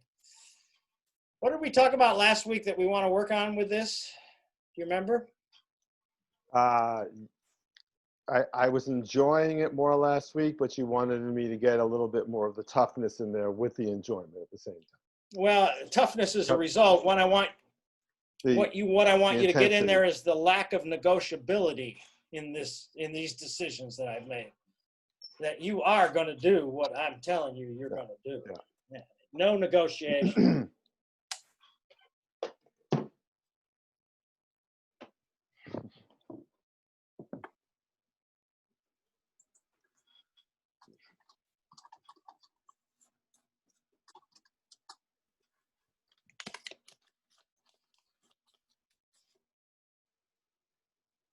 You ain't going to no convent. This state is a Protestant region, and a daughter in a convent would politically ruin me. Oh, I know you chose your mama's religion because in your heart you always wish to defy me. Now, tonight, I'm addressing the Youth for Tom Finley clubs at the ballroom of the Royal Palms Hotel. My speech is going out over a national TV network. And Missy, you're gonna march in that ballroom on my arm. You're gonna be wearing the stainless white of a virgin with a Tom Finley button on one shoulder and a corsage of lilies on the other. You're gonna be standing on the speaker's platform with me, you on one side of me and Tom Jr. on the other, to scotch these rumors of your corruption. And you're gonna wear a proud, happy smile. You're gonna stare straight out into the crowd in the ballroom and with pride and joy in your eyes. Looking at you all in white, nobody would dare to speak or believe these ugly stories about you. I'm relying a great deal on this campaign to bring in young voters for the crusade I'm leading. I'm all that stands between the South and the black days of Reconstruction. And you and Tom Jr. are gonna stand right next to me in the Grand Crystal Ballroom as shining examples of white Southern youth in danger. Tell me, what are we gonna do? What are we gonna do? You're gonna be standing right next to me in the Grand Crystal Ballroom as shining examples of white Southern youth in danger. What the fuck me and Tom, what the fuck are we gonna do? Stand right next to me in the Grand Crystal Ballroom as shining examples of white Southern youth in danger. Good, better. Did you do? I'm just curious. Did you do the fuck exercise with this piece? Yes, I did at a point. Yep. At a point, but not lately, right? No, last week. Right. You know, I can sort of feel when it loses its edge a little bit, you know, and I think that you ought to do that. You ought to use that exercise as much as you can with this to warm up with, because it's just essential. You know, you've got everything there, and I know you understand it, but again, a little bit like Cindy is sometimes you're afraid to, you discover something and you're afraid to dig in a little deeper and discover it on a deeper level. And I think that's the case where we are right now. I think you need a much sharper point of view. You need a non-fucking negotiable point of view. You're going to fucking stand up there with me, and you're going to wear a white dress. You're going to play tiddlywinks with manhole covers. That's all I got to say. That's what you're going to fucking do. You know, in other words, that there's just, and also remember, you're her father, right? You're her father telling her what to do, and what do you say about the mother? Because this is really clear. You say something about. I know you took your mama's religion. Yeah. In your heart, you always wish to defy me. Yeah, and you hate the fact that you took her mother's religion. You hate that fact, and usually, right? Isn't it always daddies and daughters who are closer, and mothers and sons who are closer, right? So realize that this was your little daughter who really understood the power and the malevolence that lies within you and stayed away from you, to the point where she stayed away from your religion, where she's, you know, now, and I think this is one time she's not going to get away with her shit. She's not going to get away with her shit in any way, shape, or form. Why? Because it affects you. Why? Because it completely affects you. Why? Because it all has to do about my reelection. You know, and we know what that's about. Yeah, and that's what I'm saying, is that there just cannot be any negotiation involved in it. And I don't feel that. I honestly don't feel that. And I don't. And that's part of you, just like trying to get Ange to feel that self-confidence of that chanteuse, trying to get you to feel that sense of power, because this is against the nature of who you are, John. You are a wonderful, collaborative, creative human being. This person is not. And I know you know this person. I know you've worked with this person before. Maybe not in this deep South where we are now, but you know, when you're working with non-negotiable people who think they have all the power. We can obviously use President Trump as an example, but you never worked with him. Think of somebody you really worked with, and just go that extra place, just like I want Cindy to do. I want her to imagine something just a little beyond what she imagines, and always make that your first instinct. And let's see where that takes you this time.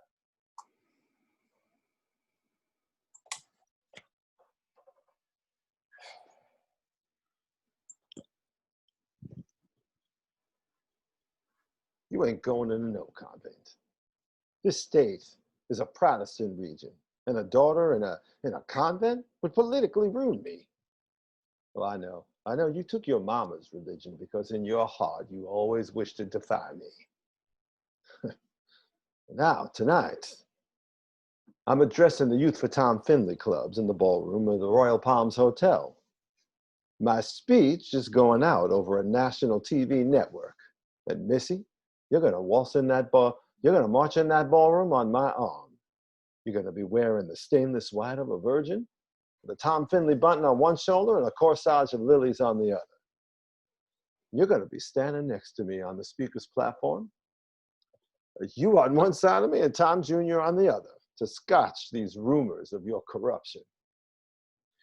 And you're gonna be wearing a proud, happy smile on your face. You're gonna stare straight out at the crowd in the ballroom with pride and joy in your eyes. Looking at you, all in the white of a virgin, nobody dare speak or believe these ugly stories about you. I'm relying a great deal on this campaign to bring in young voters for this crusade I'm leading. I'm the only thing that stands between the South and the black days of Reconstruction. You and Tom Jr. are going to be standing next to me.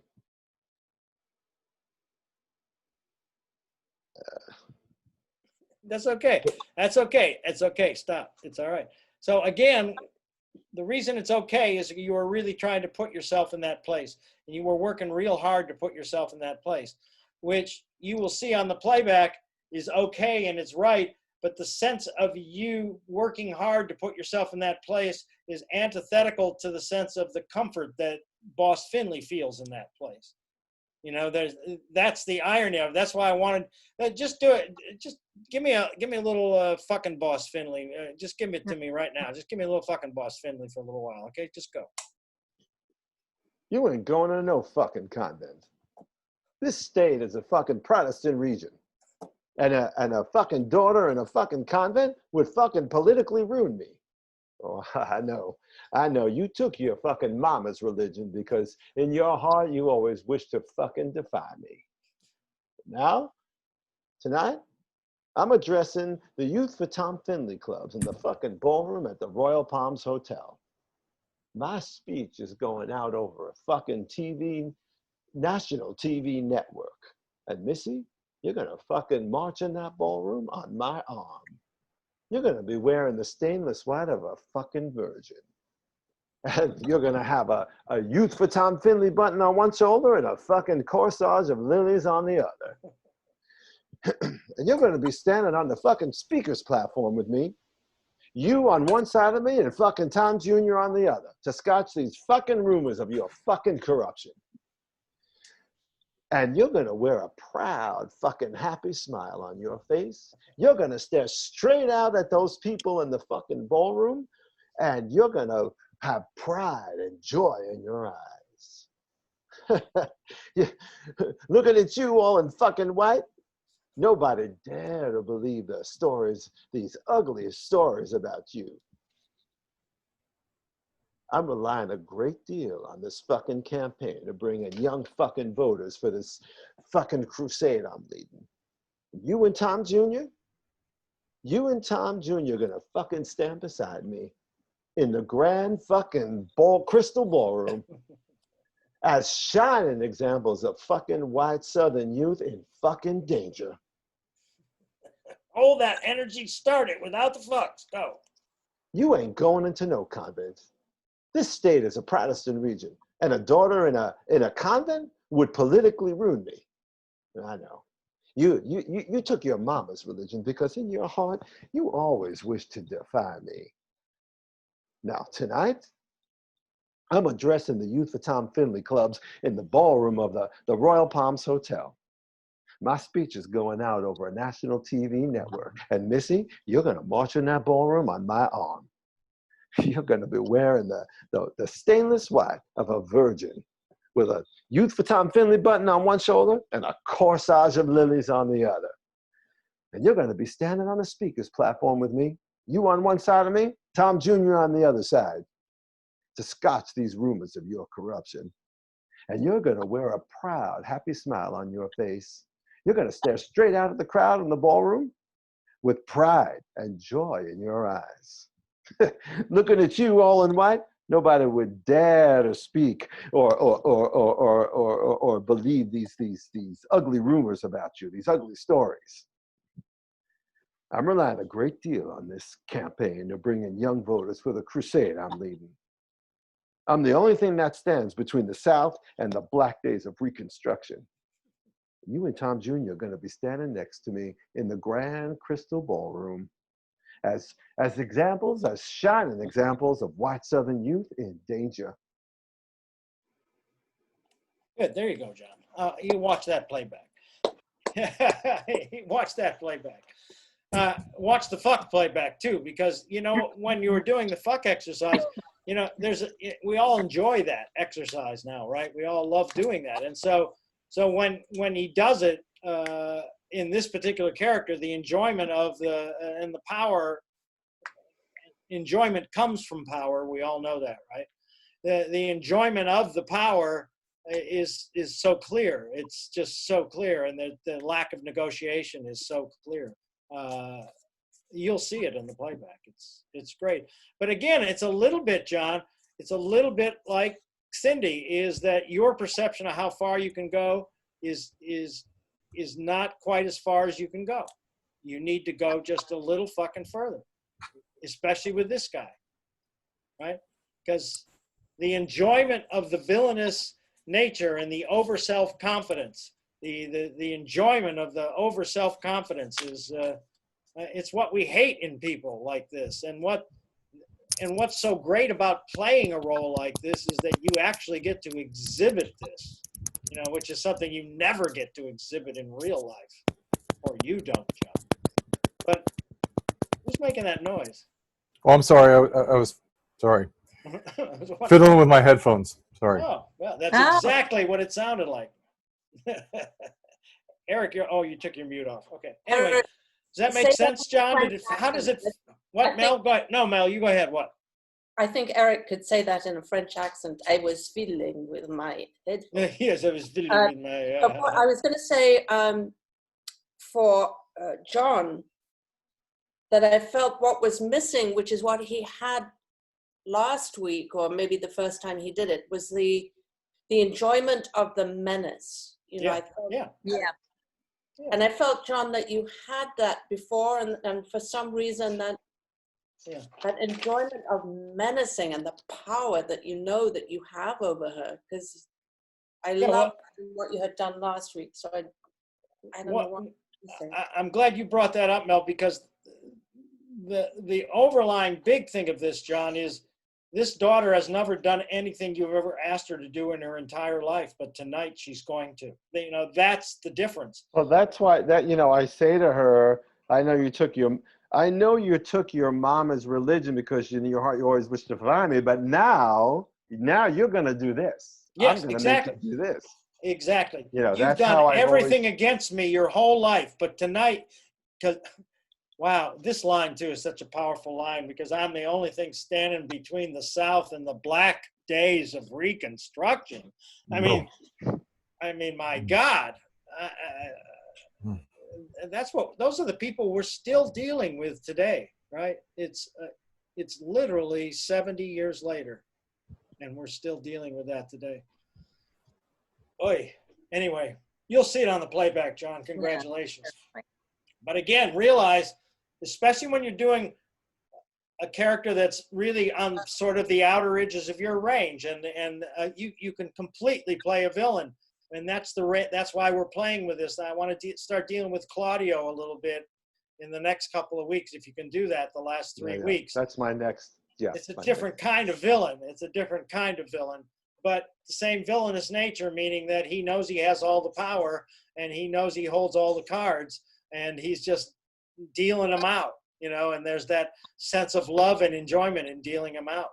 And, you know, that's, so you can go a little further than you think. All right. Good. Yeah. Thank you. Great. Okay. So let's go with, let's do Ange and Mel. Let's do, Christopher Durang. Durang. Durang, Durang, Durang. It's a 50s. So fine. I love that song. Wait, I'm just getting a piece of paper.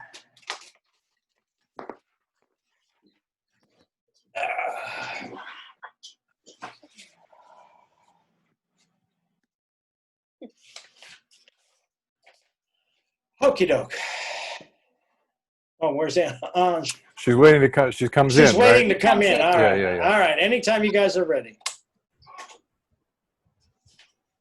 You can send Miss Pringle in now, Henry. Oh, I do love having a male secretary. It makes everything worthwhile. Henry, I want you to sharpen the pencils, please, and then check the coffee pot. Thank you. Hello, Miss Pringle. How are you? Goodness, Willoughby. I'm fine. I'm here because I'd like to discuss Daisy Dingleberry. Oh, yes. That rather peculiar child doing so well at tracking. Oh, yes, she's doing very well in track. But I really... Henry, I want you to check the coffee pot, and then I want you to go out and buy my husband a birthday present. I don't have time. Thank you, sweetie. I'm sorry. What were you saying? It's about Daisy's essay. Mm-hmm. Mm-hmm. Mm-hmm. What I did last summer. Mm-hmm. Mm-hmm. Mm-hmm. Yeah, well, I'm worried about Daisy. Mm-hmm. She's doing very well in track, and she sometimes does well in her classes. Yep. Some days she stares a lot, and she's absent a lot. Mm-hmm. Mm-hmm. Mm-hmm. Oh, go on. So it's about her essay. What I did last summer. What did you do? No. It's the topic of the essay. What you did last summer. Mr. Willoughby and I went to the New Jersey seashore. I grew up there, you know. Yeah, it brings back fond childhood memories. Bouncing on his mother's knee, being hugged, being kissed. Henry, I want you to go and buy my husband underwear, pink, the bikini kind, Calvin Klein or something like that. Or you could go through your Amen catalog if it wouldn't take too long. He's a medium. Thank you, Henry. I'm sorry, what were you saying? About Daisy's essay. Oh, I would, what about it? well, Oh, excuse me. Henry? When I said that he was a medium, I meant he's a medium size, not that he holds seances. I didn't want there to be any misunderstanding. I don't think there was, but just in case. You know, I myself am into black magic. Henry, I have just taken out a black candle and I'm thinking of you.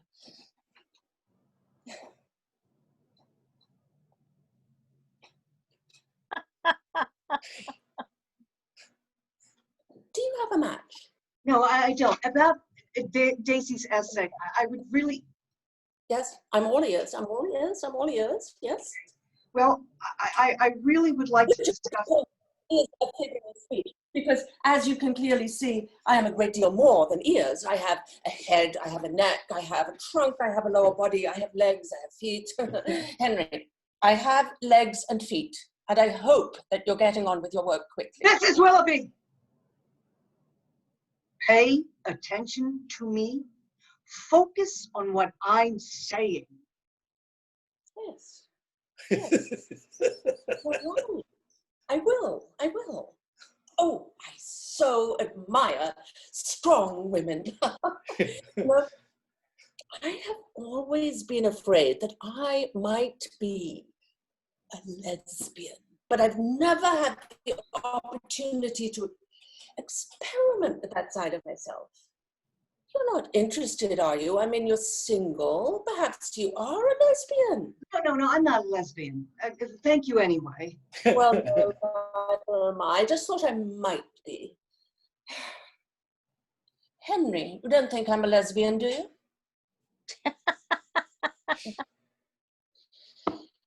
The intercom is broken. It needs to be repaired. And of course, Henry is a mute anyway. Mrs. Willoughby, please put your hand over your mouth and listen to what I have to say. I am all ears. Good. Thank you. I am very concerned about Daisy and her essay, and I would like you to listen to it.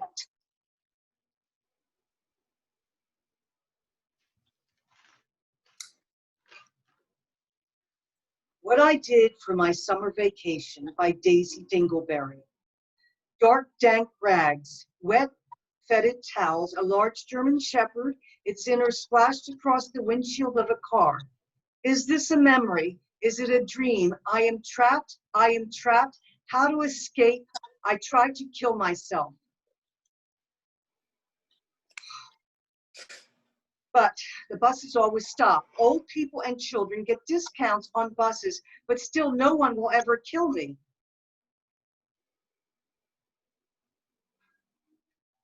How did I even learn to speak? It's amazing. I am a baked potato.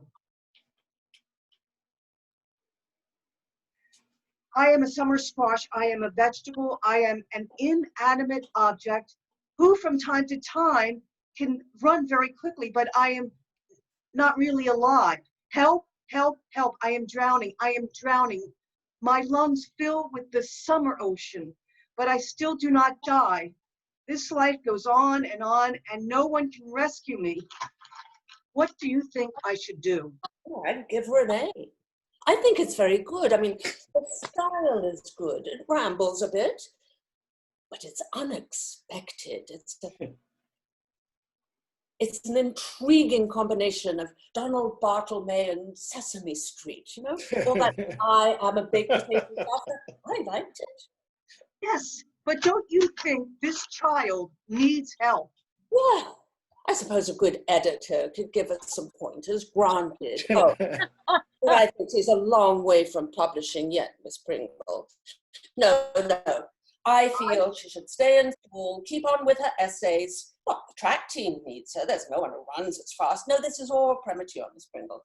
I feel she should see the school psychologist. I am the school psychologist. What happened to Mr. Byers? I fired him. I thought a woman would be better suited for the job. Do you have a degree in psychology? I imagine I do. Oh, are you sure you're not a lesbian? I think you'll be I think that you are picking on this poor child. She shows promising signs of creativity, and first you want to force her into some premature publishing, and now you descended to some awful headmaster, awful psychologist, who will rob her of her creativity in the name of some awful god of normalcy. Well, here is what I have to say to you, Miss Pringle. You will not rob Daisy Dinglebury of her creativity. She will not see a school psychologist as long as she is in this school. And you, Miss Pringle, are hereby fired from this school and from your position in this school. Henry, come and remove Miss Pringle bodily from my office. No need to do that. I can find myself out. And I can just say, I think you are insane, and I am sorry. You are in the position of power.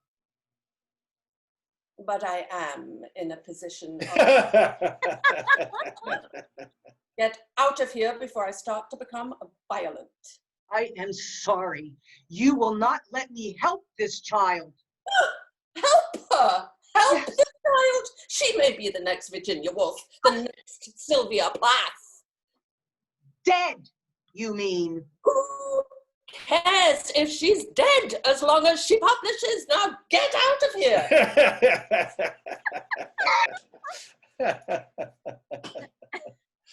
Oh God, that just gets better every week, and you can really watch that scene every week, because you pick up a new absurdity in that piece every week.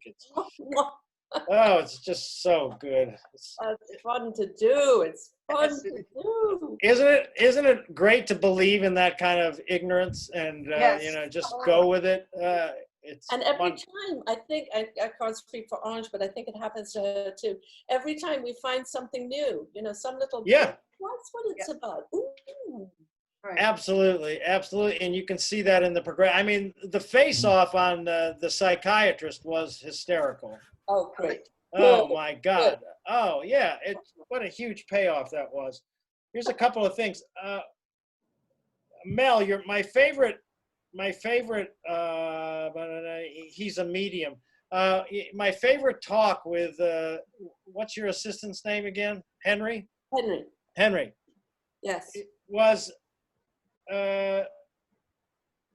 he's a medium. Oh, Henry, I meant he's a medium, you know what I mean? That one, you'll see it on the playback. You were really tough with him on that, and Henry, I'm thinking of you. I have a black candle. Henry knows what that means, right? And you're trying to communicate that to him. So you got to further the relationship there, right? But your very first line, that before we even know anything about you, is what? Is to Henry. It's what? Yes. You can send Miss Pringle in now, Henry. Right. Can that be in a very dykish way about a woman who does not want to see this person?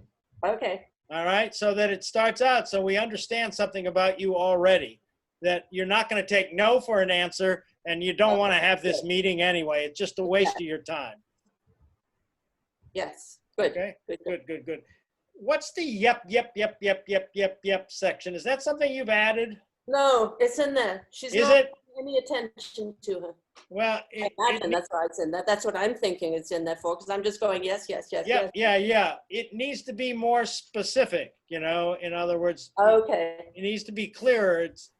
It seems like an ad lib to me, as opposed to part of what Christopher is trying to do with that scene. You need to make it part of what's going. Yep. It's Okay. right. Okay. Yep. See how Yep. See how see what his punctuation is. Is it yep period, yep period, or is it yep comma? Periods. Well, if it's periods, then the yep is a complete thought. Okay. Yep. And that's the difference, right? Yep would be yep comma. You're This right. is what I'm saying is punctuation is oftentimes a huge clue as to point of view. If it's yep period, the yep is the subject, verb, the adjective, and the noun. It's the whole sentence. Good. Anj, no, it's the topic. Enjoy. Oh, when she gets the first one wrong. Oh, no, it's the topic. No, actually have a sense of humor about that, which gives you, which gives you a place to go. You're not frustrated. You're still, and then it starts not making sense after that, right? Pay attention to me. Boy, I loved Anj, your pay attention to me section. That was absolutely fucking great. It was just, and you could see the frustration inside of me. And I give you this one note, try to show it on the screen. Every once in a while, and you'll see it more in the playback, the end of the scene is, before you do your line, oftentimes you'll signify what's going to come out of you with your mouth before it. You go, you'll do that, and then the line will come out. And what I'm saying is that is absolutely right. And if you can look to figure out how to internalize that, then the line is going to be more of a surprise. I won't know what's going to come out, and it'll all work together for you. Okay. Does that make sense? Yeah, it must be a habit that I'm not even aware of. It is a habit. It's from your old dramatic protected days when everything had to be so dramatic. And all you're doing there, what you're doing is subconsciously indicating what's going on inside, and you'll see that. It's not misplaced. It's absolutely right. It's just more powerful if you don't show me and swallow it and eat it, as opposed to, demonstrate it. Okay.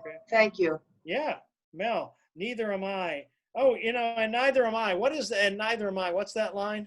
It's when I say, is she a lesbian? And she says no, but thank you. And I say, well, neither am I. I just thought it was. Yeah.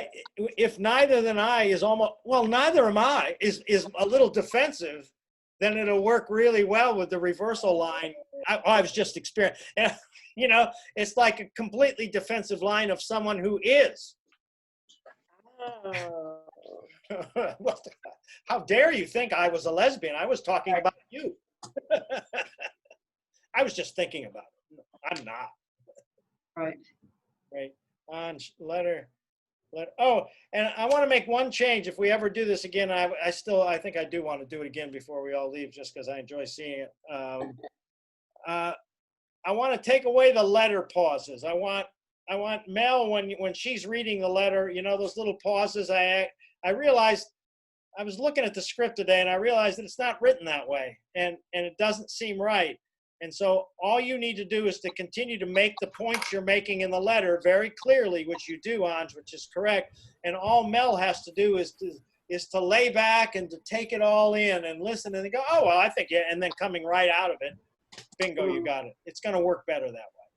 Okay. Because the pauses do nothing. It was bad direction. That's what it was. And occasionally, you got to try stuff and see if it works and it makes sense. But what I was trying, I think the initial reason for doing that was to get you to be more clear with the letter. And now that you are clear with the letter, it seems superfluous. All right. Okay. All right. Very good. Excellent.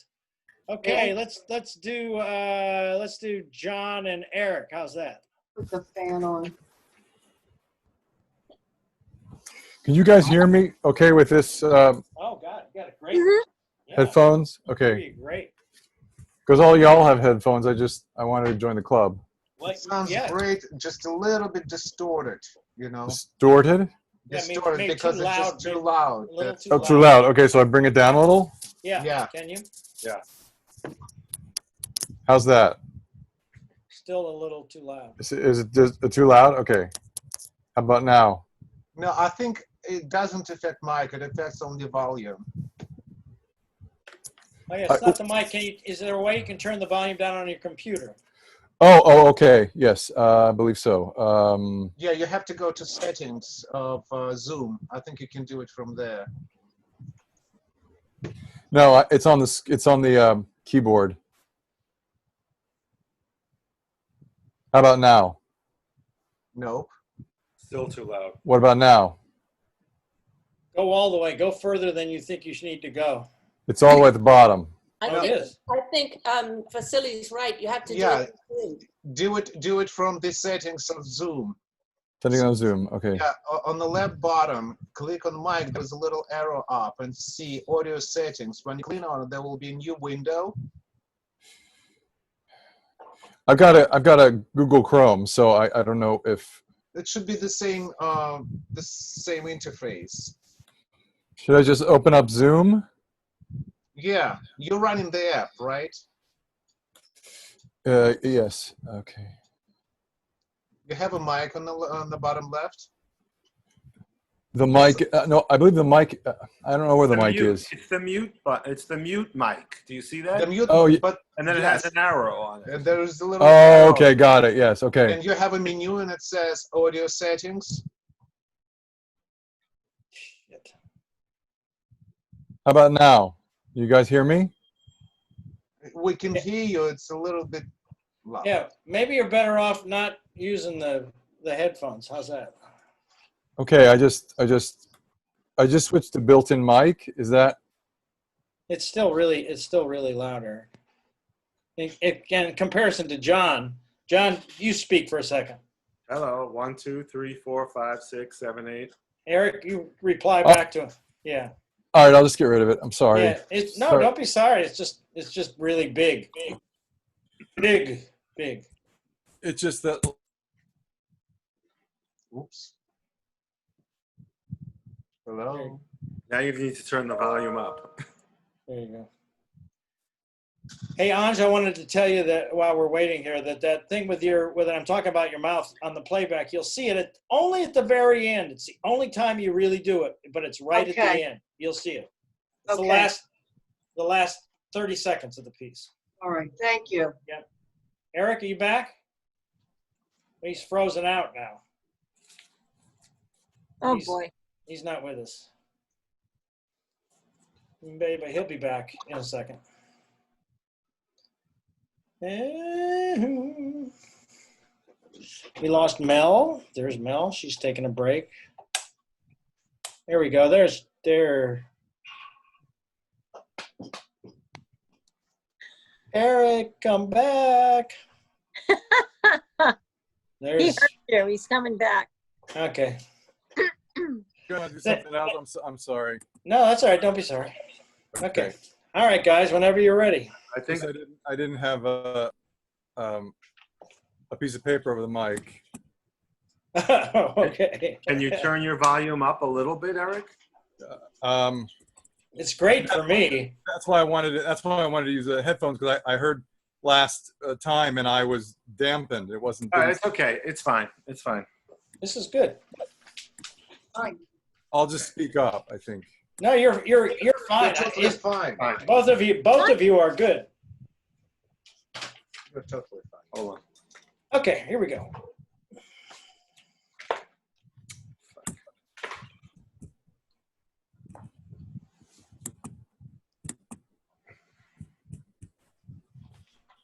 I'm just getting down to the page. Sorry.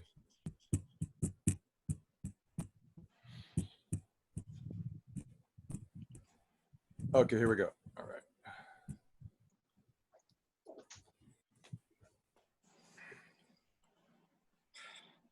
As far as I'm concerned, it's not white. When I say as far as I'm concerned, I mean objectively. Objectively speaking, it's not white. It has a white background with a whole range of grays. There's even some red in it. You could say it's very pale. I wouldn't like it if it was white. Mark thinks it's white. That's his limit. Mark thinks it's white because he's hung up on the idea that it's white. Who cares what Mark thinks? What do I care? Obviously, I should have taken the Ignatia. Why do I have to be so categorical? What possible difference can it make to me if Serge lets himself be taken in by modern art? I mean, it is a serious matter, but I could have found some other way to put it to him. I could have used a less aggressive tone. Even if it makes me physically ill that my best friend has bought a white painting, all the same, I ought to avoid attacking him about it. I have to be nicer to him. From now on, I'm on my best behavior. Hey, feel like a laugh? Go on. Ivan liked Theatrios. Where is it? Oh, you want another look? Let me see it. I knew you'd come around. Ivan got it right away. Uh-huh. All right, listen, it's just a picture. We don't have to get all bogged down with it. Life's too short. By the way, have you read this? Read it. It's a masterpiece. Incredibly modern. Read this, you don't have to read anything else. What with the office, the hospital, Francoise, who's now decreed I need to see the children every weekend, which is new for Francoise. The notion that children need a father. I don't have time to read anymore. I'm obliged to go directly for the essentials. As in painting, where you've ingeniously eliminated form and color of those old chestnuts. Yes, and I'm still capable of appreciating more figurative work, like your Flemish number. Very restful. What's Flemish about it? I mean, it's a view of Carcassonne. Well, I mean, it's Flemish in style. You know, the window, the view. In any case, it's very pretty. Well, it's not worth anything. You know that. What difference does that make? In a few years, God knows if the anthills will be worth anything at all. Ah, yeah. You know, I've been thinking, and I changed my mind. The other day, driving across town, I was thinking about you. And I said to myself, isn't there deep down something really poetic about what Serge has done? Isn't surrendering to this incoherent urge to buy, in fact, an authentically poetic impulse? You're very conciliatory today. Unrecognizable. What's this submissive tone of voice? It doesn't suit you at all. No. I'm trying to explain. I'm apologizing. Apologizing for what?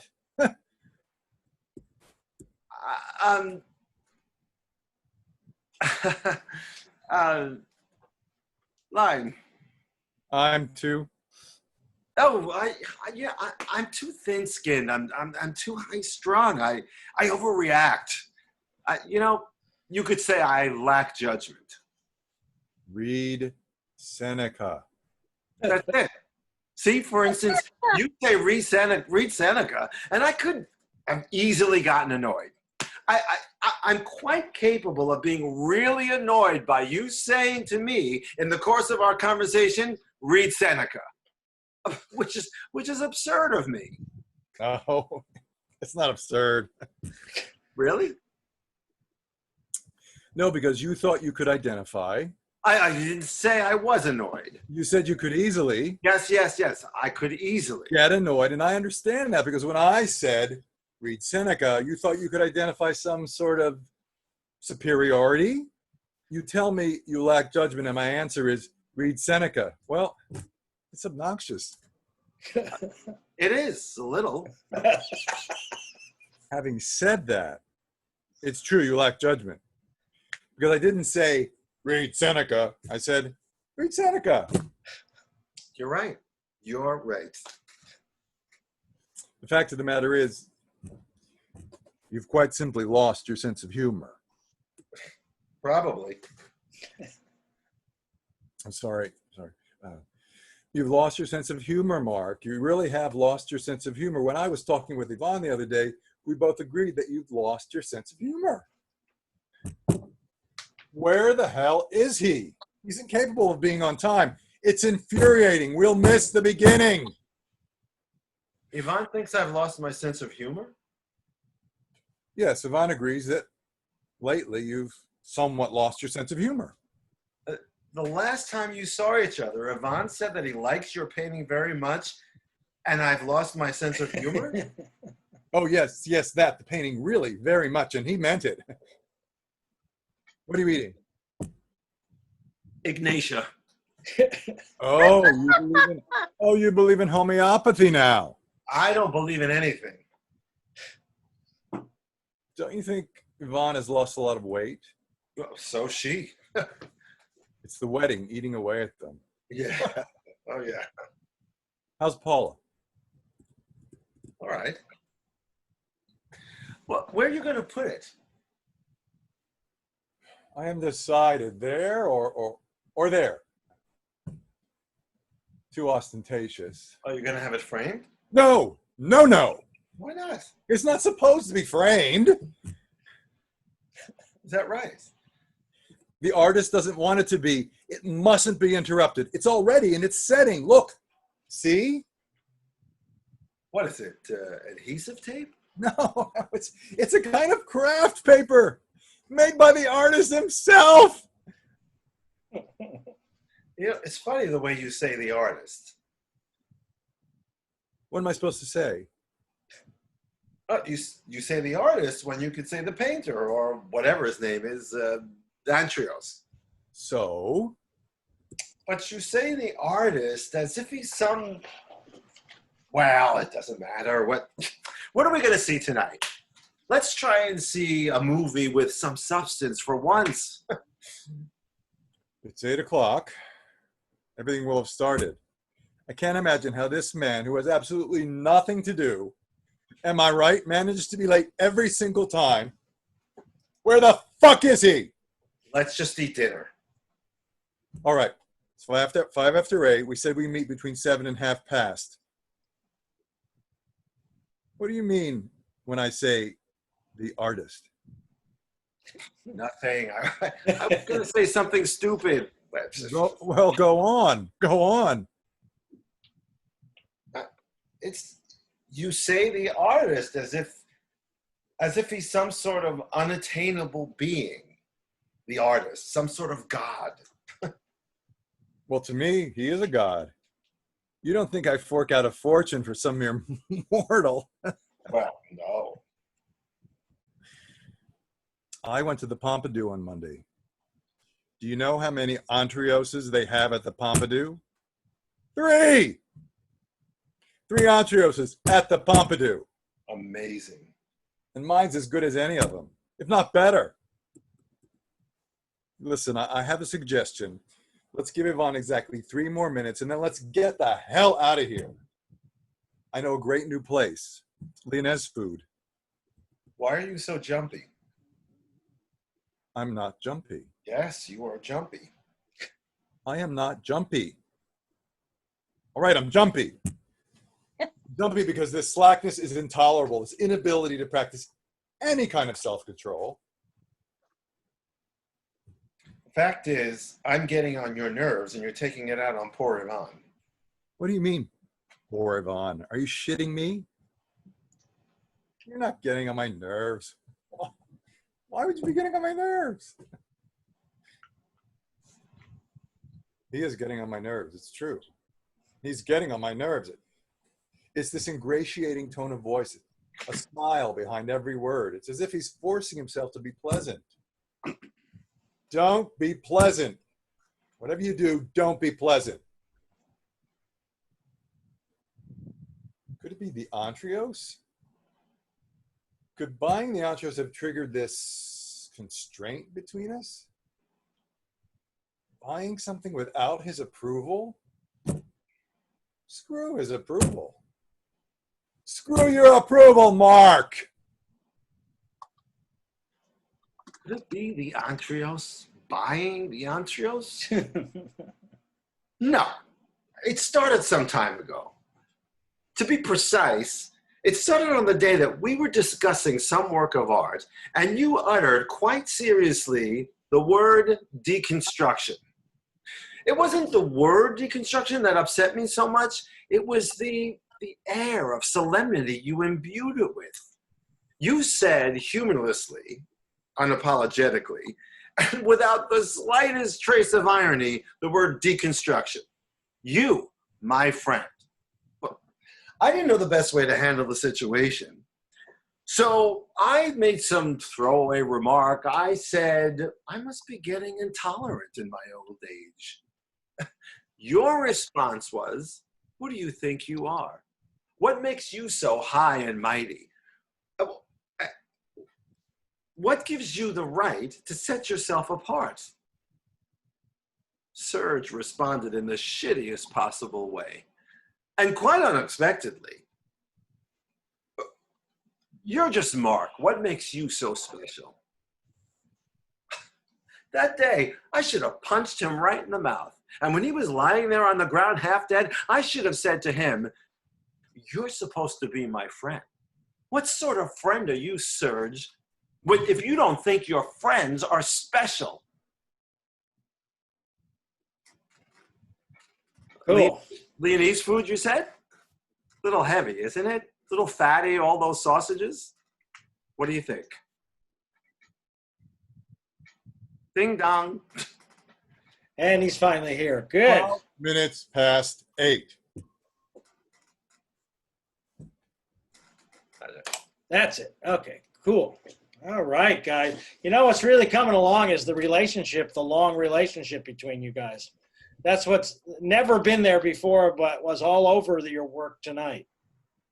Good. You know, did you guys talk a lot about that? We talked at length about the play, yeah. Yeah, their relationship, yeah. Well, you know, it's funny how just talking about it and spending a lot of time just sitting down talking about it actually makes you sort of own it, you know, and it really started to show itself in different places. I want to ask you, John, why sometimes you switch glasses, but you always wear a pair of glasses, and I know you're off book in some places. I'm just curious. Oh, yeah, no, these glasses, what happens is these are for distance. I can do reading with these on they're progressive, so these are for distance, and these are I got these at the pharmacy for reading. So sometimes if I get closer, these work better, but from a distance, these are better. So, okay. Yeah. All right, well, for Boss Finley, I'd love you to do it without your glasses because you don't have to worry about it. You know, it would be great. I think the glasses work for Mark. It's okay for Mark, but yeah, with no glasses, everything's a little blurry. Yeah. So everything's not. I don't see clear. Yeah. And I'm just curious, on stage and plays, what do you do if the character doesn't wear glasses? Do you? Well, now these. Vasily, when did I get these? What month when did I get these progressives? It was earlier this year, wasn't it? Yeah, I think so. Maybe. Yeah, so I'm still, and I specifically got these for when I go to the theater to see something, or even go to a museum to see artwork and to see the. Yeah, but what I'm talking about as a character. So, for example, I don't have great close eyesight. I can't read without a pair of glasses. I can't see you guys really, really sharply without these reading glasses because I had cataracts. But my distance sight is fine, and I can go on stage and nothing is blurred. But so I don't have an idea of what it's like when you need the lenses to have clarity, yet the character shouldn't have the lenses. Are you comfortable going on stage in that state, or do you need a set of contacts? I can't tell you because I haven't been on stage in a while. So I have bifocal contacts that do both. So, Yeah, but what I'm saying to you is when you go on stage and you're playing a character who doesn't, can you play that character in blurry vision? Yeah, I could do that. Does it affect you? Does it affect you in a way that it affects character, do you think? I'm just curious because I've never. What about you, Mel? Do you wear glasses a lot? You can go without glasses. I just wear them for close up. Yeah. So I prefer not to wear them, and I can see distance. I just can't see. Yeah, so you're in the same category that I am. So it doesn't bother you whether you have your glasses on or not, unless you're Once I've learned my lines. Unless you're reading something. Right. Yes. I would never be able to go on stage without contacts or glasses. I can't see anything far or near. So. But you have contacts, and that's okay. Yeah, I have them on now. Yeah. Cindy, what about you? Do you wear glasses? Yeah, actually, since 4th grade. So, and I used to be on stage all the time without them. And then I got my contact lenses opening night of a show. And I walked out on that stage and I was like, there are faces out there. When you have your job to do. Yeah, but there are faces that took me like 5 minutes. Oh, wow. Oh, man. And now I wear them and it doesn't bother me because I'm used to that. Yeah. Well, what a horrible first experience with your glasses. Oh, God. Oh. It's really bad. Oh, my God. But, you walk out there and you see two guys you didn't expect at the same show, 1 seat apart, 2 rows apart. And you come off stage and go, Jack, you want to give me the gun? I'm going to blow my brains out. I don't want to go out. Right. Anyway, I was just wondering what that is for you, John. So do you have a pair of contacts as an actor? No, I don't have. I tried a few years ago to do contacts. I could never really get them in, and then I felt like I was walking like in a fishbowl, or so I don't know. It felt really weird. It was weirder with the contacts than without. Yeah, I felt very strange. I mean, it's something I think of. When I'm gonna do stage work again, I don't know. I have to see a rehearsal. I might have to try the contacts again and see what I don't know. Anyway, I'm just curious. Yeah. Okay, cool.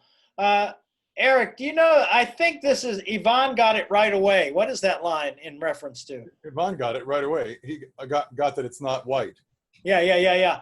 And so that's a little bit of a joke. It's a little bit of a pull down, a little bit of a rib with him while you're in the state of mind that you're in with him. I didn't get that feeling from that. You're right. And what John and I talked about is that in the same sentence, they'll be trying to be conciliatory, and then they'll throw in a little dig. Yeah. So it's like in the same breath. That's exactly how that's used, but it didn't come off. Also, John, when you go, that's it. That's what you have a moment where you see that's it. See, for instance.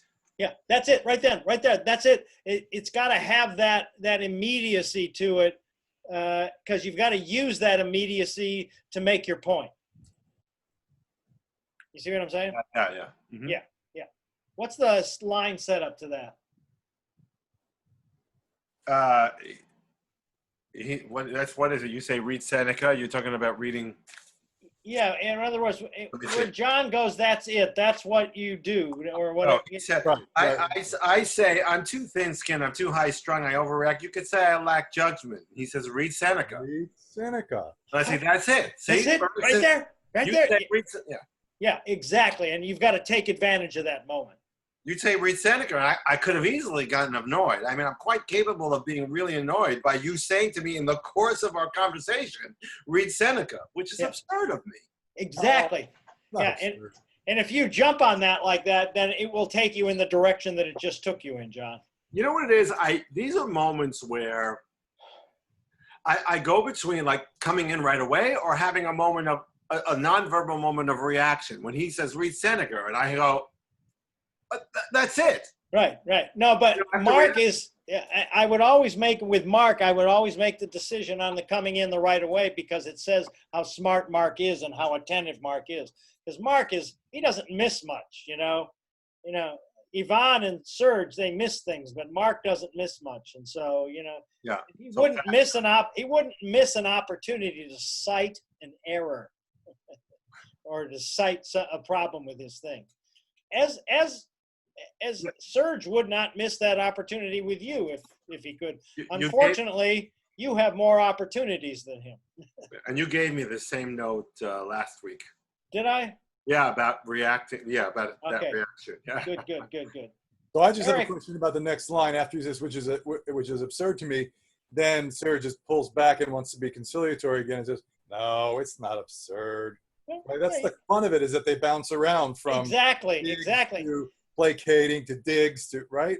Yeah. That's what tells us the story of their friendship, that they're having an intense argument, but they still, they're still rounding the edges with it. Yeah. I'm Even takes it completely away and says, "Didn't Yvonne lose a lot of weight?" Completely out away from the conversation and to diffuse it. That's exactly what that's for. Yeah. Exactly right. Lost intensity of no. Eric, you have a moment where you go no. Where he says about the picture frame. The picture frame. Yeah, we went over that last time. I thought I got it. Okay. No. Let me tell you something. You did get it, and you will see it on the playback. I want you to make a note to yourself. Is what you're doing is you're substituting volume for point of view.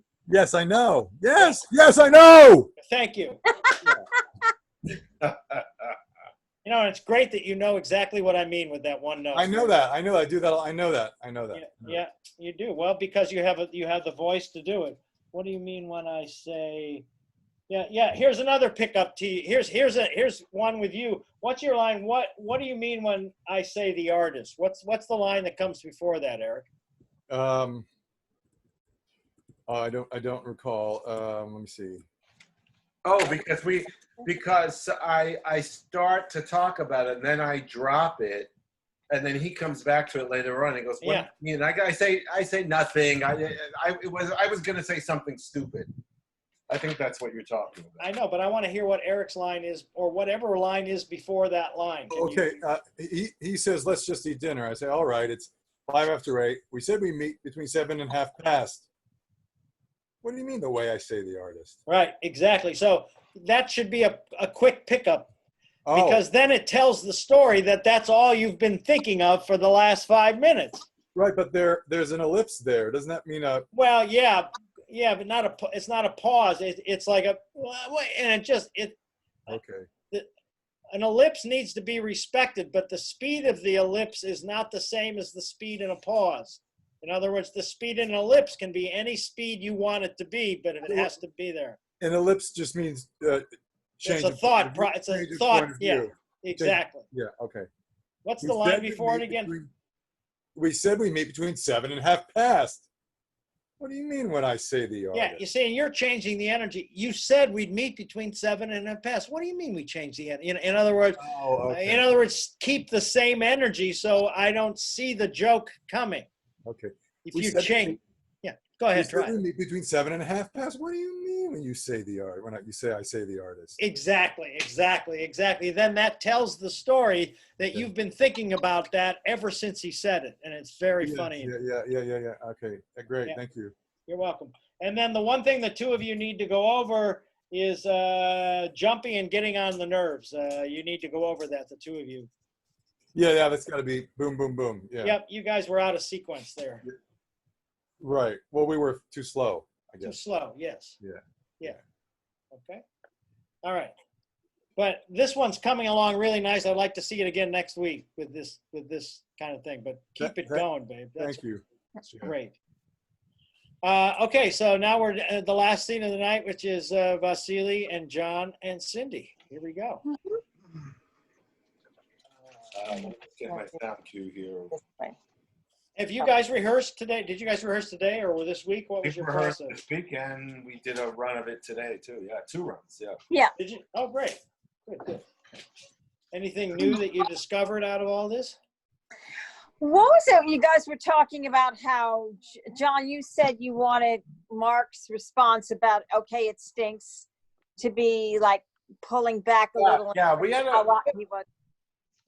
a question about, because Mark is kind of cutting to her, and then he says, let me see, the lines are.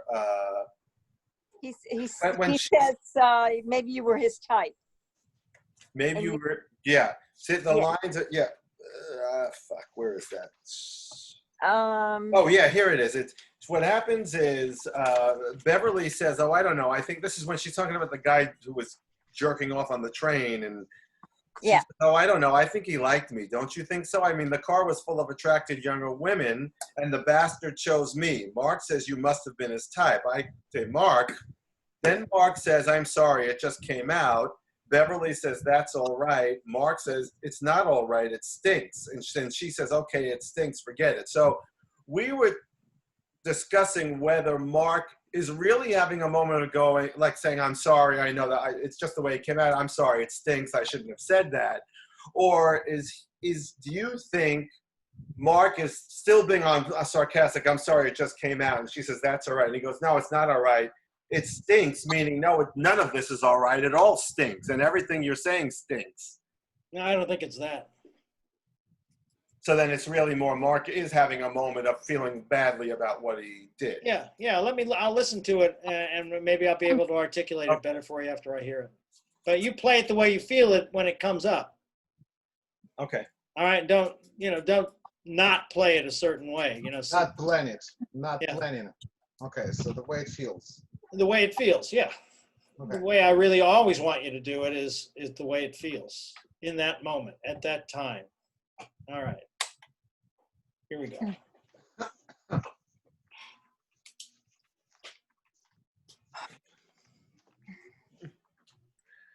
Another drink for Beverly, and then she could show us her scars.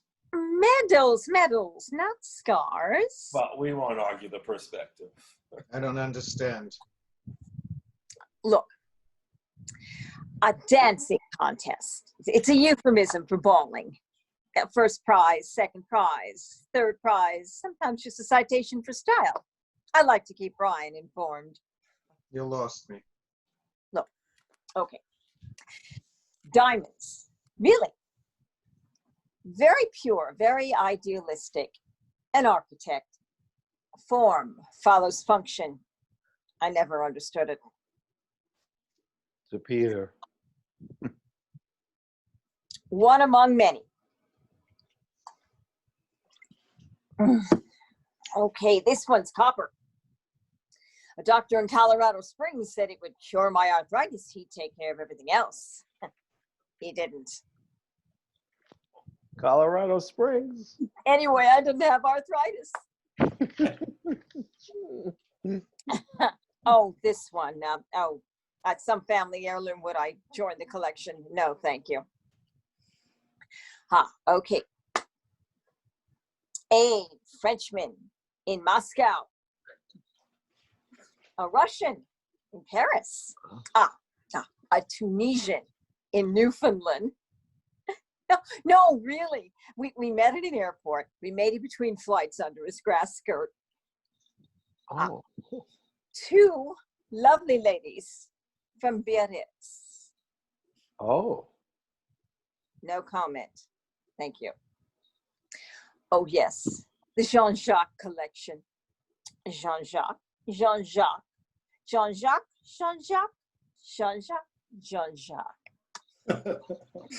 Bet you thought I took him for all he was worth. You'd be wrong. There was a whole lot more I couldn't get my hands on. A big one for Jean-Jacques. Jean-Jacques. Oh, I'm getting sloppy. Oh, I tried. Dear Brian, how I tried. Hey, you're the scholar.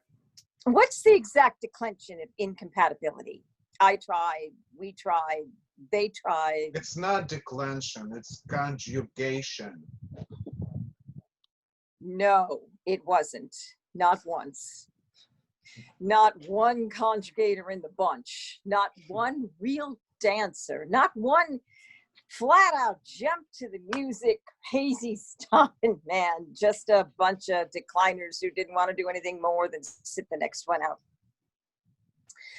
Oh, what's left? Oh, my favorite dress. A gap here, a spilled drink, a stain, a catch, a tear.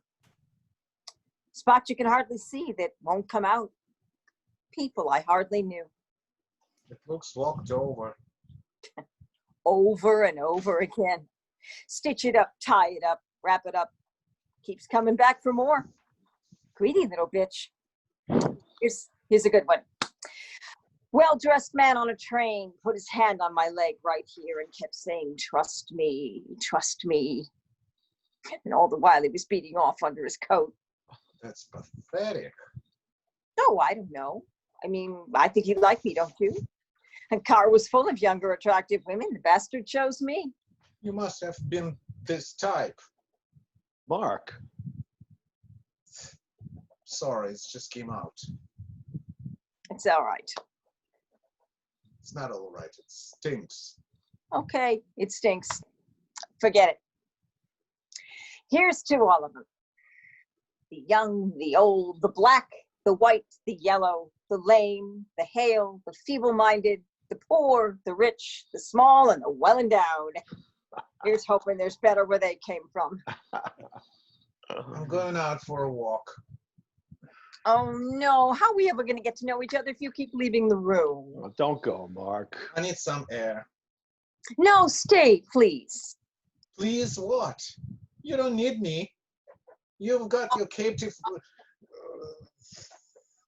audience. No, look, we'll open up the champagne and I'll shut up for a while. No, thank you. I've already told you. No, it's okay. It's good stuff. I only look cheap, really. I mean, are you sure you wouldn't like Oh, drink? Oh God, talk about tedious people. I think I feel an exit coming up. you look beautiful, Beverly. I should have noticed when I walked in.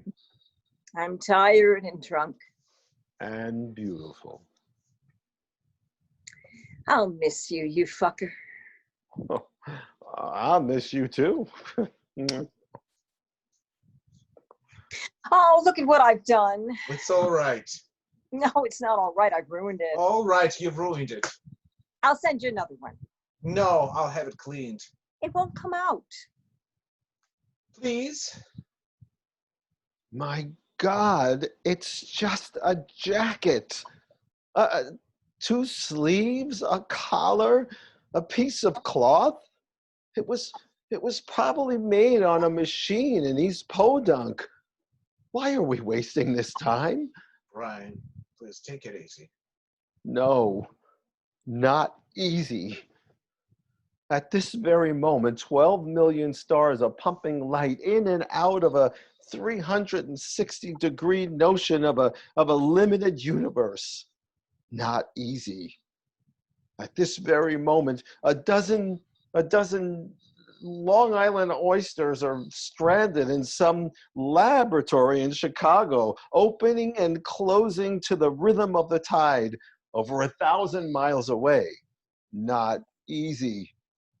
At this very moment, the sun is probably hurtling out of control, defying 90% of all organized religions, plummeting toward a massive world collision. Projected, it's a massive world religion projected by 3 archaic cultures who had barely invented the wheel simultaneously. At this very moment, some simple peasant in Mexico is planting seeds in his veins with the blind hopes that flowers will bloom all over his body before the frost kills him. And here we stand. Here we stand with our combined energy of our 3 massive minds focused irrevocably on a jacket.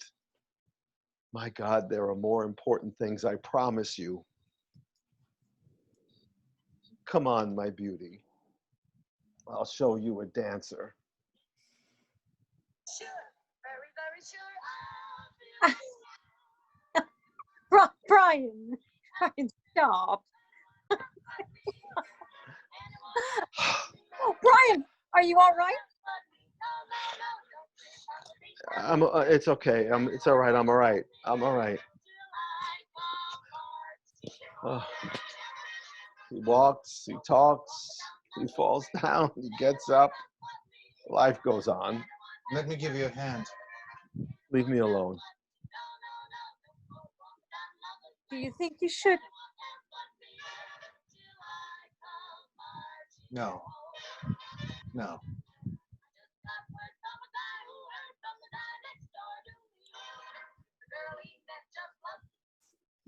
That's the scene? Good, good, good, good, That's good, good, good, good.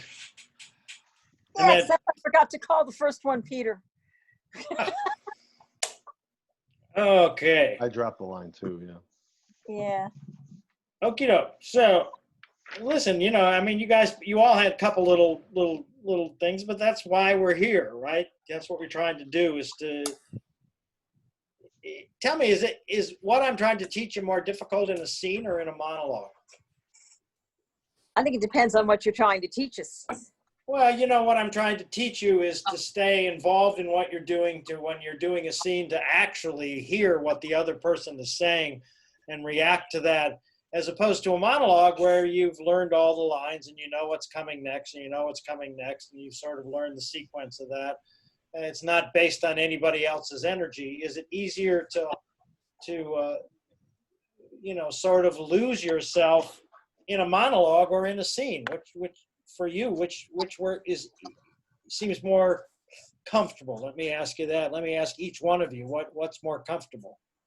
For me, in a scene. It's much more comfortable than a monologue. You too, Cindy, right? Me too, yeah, because you've got other people you can concentrate on. Okay, Vasily? I feel much more comfortable when I have an interaction with other actors. Yeah. You do. How about Mel? What about you? I think for me, it would depend on the material and how difficult, how much of a stretch it is for me as to which Yeah. one would be easier. Okay. Or harder. You know, Eric, what about you? Well, I kind of think that can do it in both things. Good. Just different issues. For me, as an actor, it was harder in a scene, only because I was so hard on myself when I knew I wasn't really listening to the other person. You know what I mean? I really, you have to really be hard on yourself when you're doing scene work to see if every time you can extend past that point of comfort where you absolutely are not sure what the next thing is coming, you know, and then that panic sets in and you're not listening to the other person at all. You know what I'm talking about, right? I'd like to say for this scene where Vasily has very little to say, I just couldn't take my eyes off you because you were listening so hard and reacting so well to what was going on by really doing almost nothing. But isn't that the great thing? Yes, it was fascinating. Well, as an actor, that was ultimately my favorite moment, was when I didn't have to have words, when I could just listen, when I knew my cue wasn't coming up for a long time, and I could just listen. You know, that's my favorite. Acting without words, that's like my favorite thing in the whole world, because then you can completely immerse yourself, and that's what I'm talking about. Is being able to completely immerse yourself, and you've all got to continue to work for that, so that it breaks that habit. That's what I'm here to try to teach you, is to completely take in what's going on and then react from that point, and it's very hard. And I feel that I noticed that the more I really, really know my lines, the more I kind of, and I hate to use the word relax into the scene, but just relax and really enjoy listening and responding.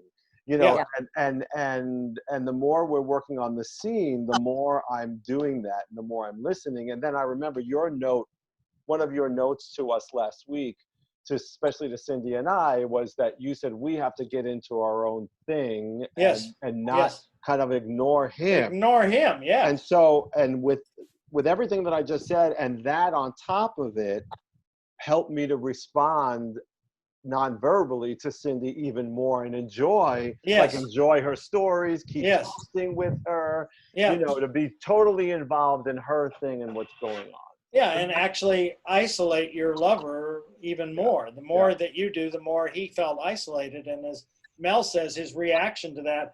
Actually, I had one note for you, Vasily. You know, during the dance scene, you know, when they're dancing, you know, you don't have anything to say. You watch it for a minute, and then my idea would be to sort of turn away from it. You know, in other words, and which makes a statement that you're not even going to look at it.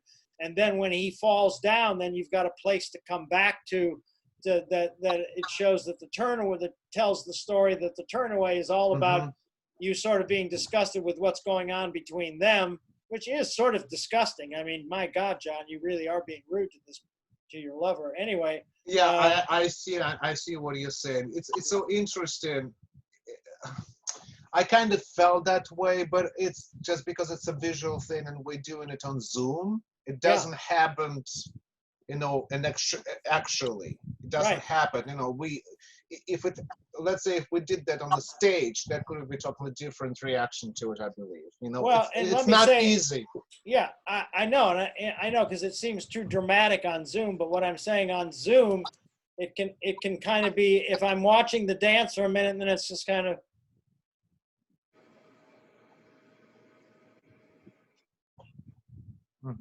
You know what I mean? It's just that, and and I think you need that time, you know, so that you've got a place to come back to after he falls, which would immediately bring concern to him. More concern than his ex-wife would ever have. Right. Right. Because I think for you, Vasily, it would feel false, but for us watching, it doesn't, because we can see where they are dancing. And luckily for me that they're both on the right-hand side and you're on the left-hand side, which is great. But of course, I guess other people could see it differently. But for the audience watching, I think it would be very effective. Okay. Here's a couple quick notes for you guys to work on for next week. Cindy, you know, when you take the diamond out, what's the thing in the very beginning? It's what do you say? That's actually when I messed up. She pulls this off. She goes, Peter somebody. Yeah. Then there's diamonds, really. Very pure, very And ideal. when you do that, look at it, you know, Peter somebody, so that you're actually personalizing the object. Keep your focus on the object for Peter something with the diamond and the copper, and pick it up and just, you know, concentrate, because then you're making the story up from the thing that you're focusing on. So keep your... That's one thing I was thinking that I mentioned to John earlier, John and Vasily, is that, you know, I started to try to draw pictures to see what each person looked like. And then I thought, but she's really not, there's so many. Is she going to really remember what anybody looks like versus just what she felt like about them? Yeah, it could be a compilation for all it is. But the interesting thing is the point she's making is to his lover. That's the real point you're making is, yeah, we fucked around all the time. Yeah, that's absolutely that. And it is disgusting. You know, that moment that you said that, what was that? Must have been his type. What is that little moment? Do that moment again for you. You had that area you had the question on. That's when I say, you know, oh, I don't know. I think you like me, don't you? The car was full of younger, attractive women. The bastard chose me. And then you say, you must have been his type. Yeah, and so in other words, you're saying, so you're a slut, so of course he looked at you first. In other words, he thought you were the easiest. That's really what you're saying. And then you say back, well, I say Mark. Yeah, yeah, and you hear that. You clearly hear what he's doing to her. Mark, what the fuck are you doing, right? So it's a little berating your own lover, and then the next line is, I'm sorry, it just came out. Yeah, hey, all right, I love you, but I'm sorry, it just came out. And then the next line is, it's all right. Yeah, and so that you got to, it's all right, you know? And so then you're in between patching them up. That's what that is. It's a layoff of just being rude in the situation, and you calling, I forget the characters' names, but it's John calling Vasily for being rude, and then her, you know, it's playing off of each other in that situation. What do you think based on what you saw? Because Vasily's next line is the line about, no, it's not all right, it stinks. Do you think it's not. Yeah, no, it's not all right. It stinks. It's this whole thing stinks. This whole thing stinks. Okay, so No, it's not all right. It stinks. All of this stinks. Right, She okay. stinks. This whole situation stinks. So then it's not that he's feeling badly about what Yeah. he said. No, it's not. He doesn't feel bad about what he said at all. Okay. Not at But all. then she just says, forget it. Well, Yeah. actually, when we had a discussion, I have a feeling it's multi-layered, particularly that reaction. No, it stinks. So Yeah. there's so many layers. It could be stinks. Yeah, like you said, that it's a whole situation. Yes. It's the situation, not just the situation that it might be stinks because of the way I replied, but I'm not very, very much sorry. But She I know. stinks. She stinks. The way you're treating me stinks. This all stinks. I could have thought about even the dress. It stinks because she's talking about the walked over dress. Yeah. Yeah. So this just like multiple. I would just kind of it's up to them how they want to perceive the way I replied to Exactly. the whole thing. Yeah, but for you, it's like, yeah, admitting it. Yeah, it does. Okay, I'm just telling you all, it does. Cindy, make sure that when you start going through all the men after we get through the diamonds and the copper, I mean, start knocking them off, because I think the point is that you just knock them off one after the other. And so, what you're doing with them, instead of making them all special, make them all the same. Like, this guy did this, oh, and then this, and oh yeah, and then there was this one, yeah, and then they're nothing. Like you're not connecting the human being to the artifact as much as the fact that it was just another medal on your chest. There's just another. You're being specific with it, but as you start to go through them, the quicker you go through them, the better it tells the story that not any of them meant anything to you. Okay. Okay. What is that conflagration? What is it? What a conflagration? Oh yeah. Conjugation, you mean? Yeah, conjugation. Yeah, you got to make that dirtier, Cindy. You got to make your joke. You got to take his sort of sane comment about, no, it's not that. It's conjugation. Well, there wasn't much conjugation going on. Yeah, you got to make that a little dirtier. Yeah. Now one conjugator in the bunch. Right. And John, my big note for you is when you get to your rant at the end, John, it's just a jacket, and then you go off on a rant. You've got to work on that, because it's just got to be pent up energy that just comes out of you with great clarity, but it comes out. It's a rant. Last week that your note was, and we talked about the fact that you said to me that I have to keep thinking that I'm weak and to fight through the weakness. Yes. So that's what I was kind of working on. Right. This And time, I'm trying to balance. Yeah, I'm trying to balance what you're saying now with that. Right. And what I'm saying to you is that even though you are sick and debilitated, to see you push a rant through that will exactly tell the story that you're just about out of gas, and you've got all of this shit that's still in you. You've been claiming the whole play that you've been getting rid of it from your writing and doing this and doing that and doing this. But what's really under the whole thing is this rant of vulnerability that you push through your weakness, that I'm weak, but I'm going on and I'm going on and I'm going on and I'm going on. You know what I mean? It's from that point of weakness that you have to rant from. Right. Okay. But it's still got to be a rant. It's not dramatic. It's a rant. You understand? A rant is not dramatic. Because you're ranting, it is dramatic. Right. But if you make the rant dramatic, then it becomes a dramatic speech, which it is not. It's a rant. Mm-hmm. Okay.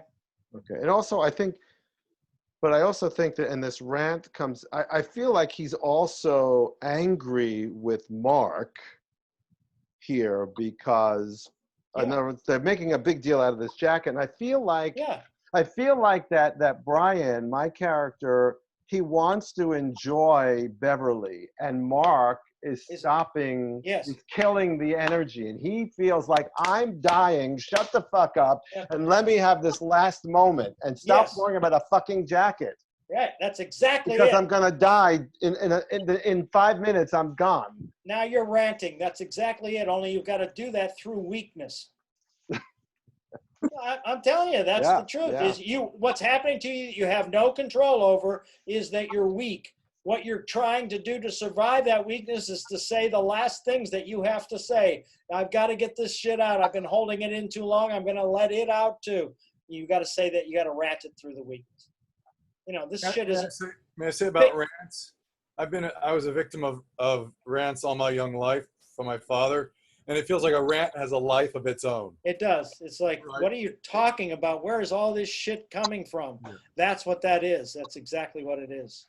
Through weakness. It ain't easy, but you're to the point now where you're able to do that, and I want to see you be able to do that. It should hurt you. It should hurt you to have to push through this.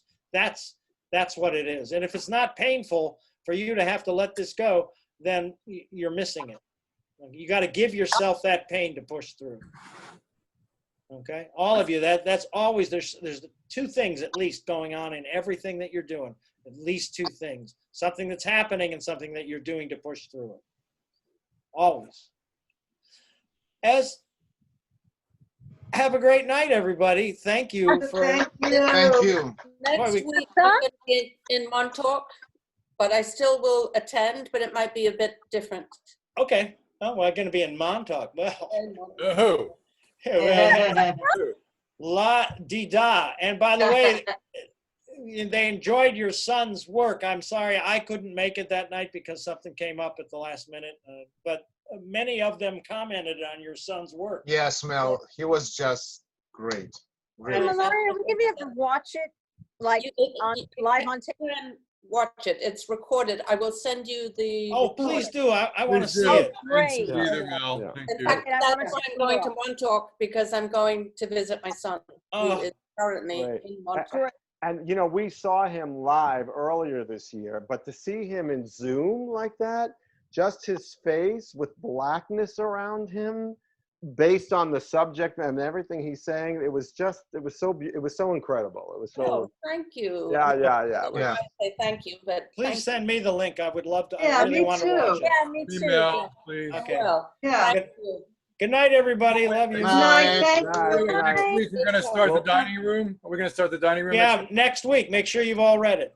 Sure. Okay, great. Looking forward Okay, to it. John, Have a you'll good send week. me the. John, I'll you'll send me it to the-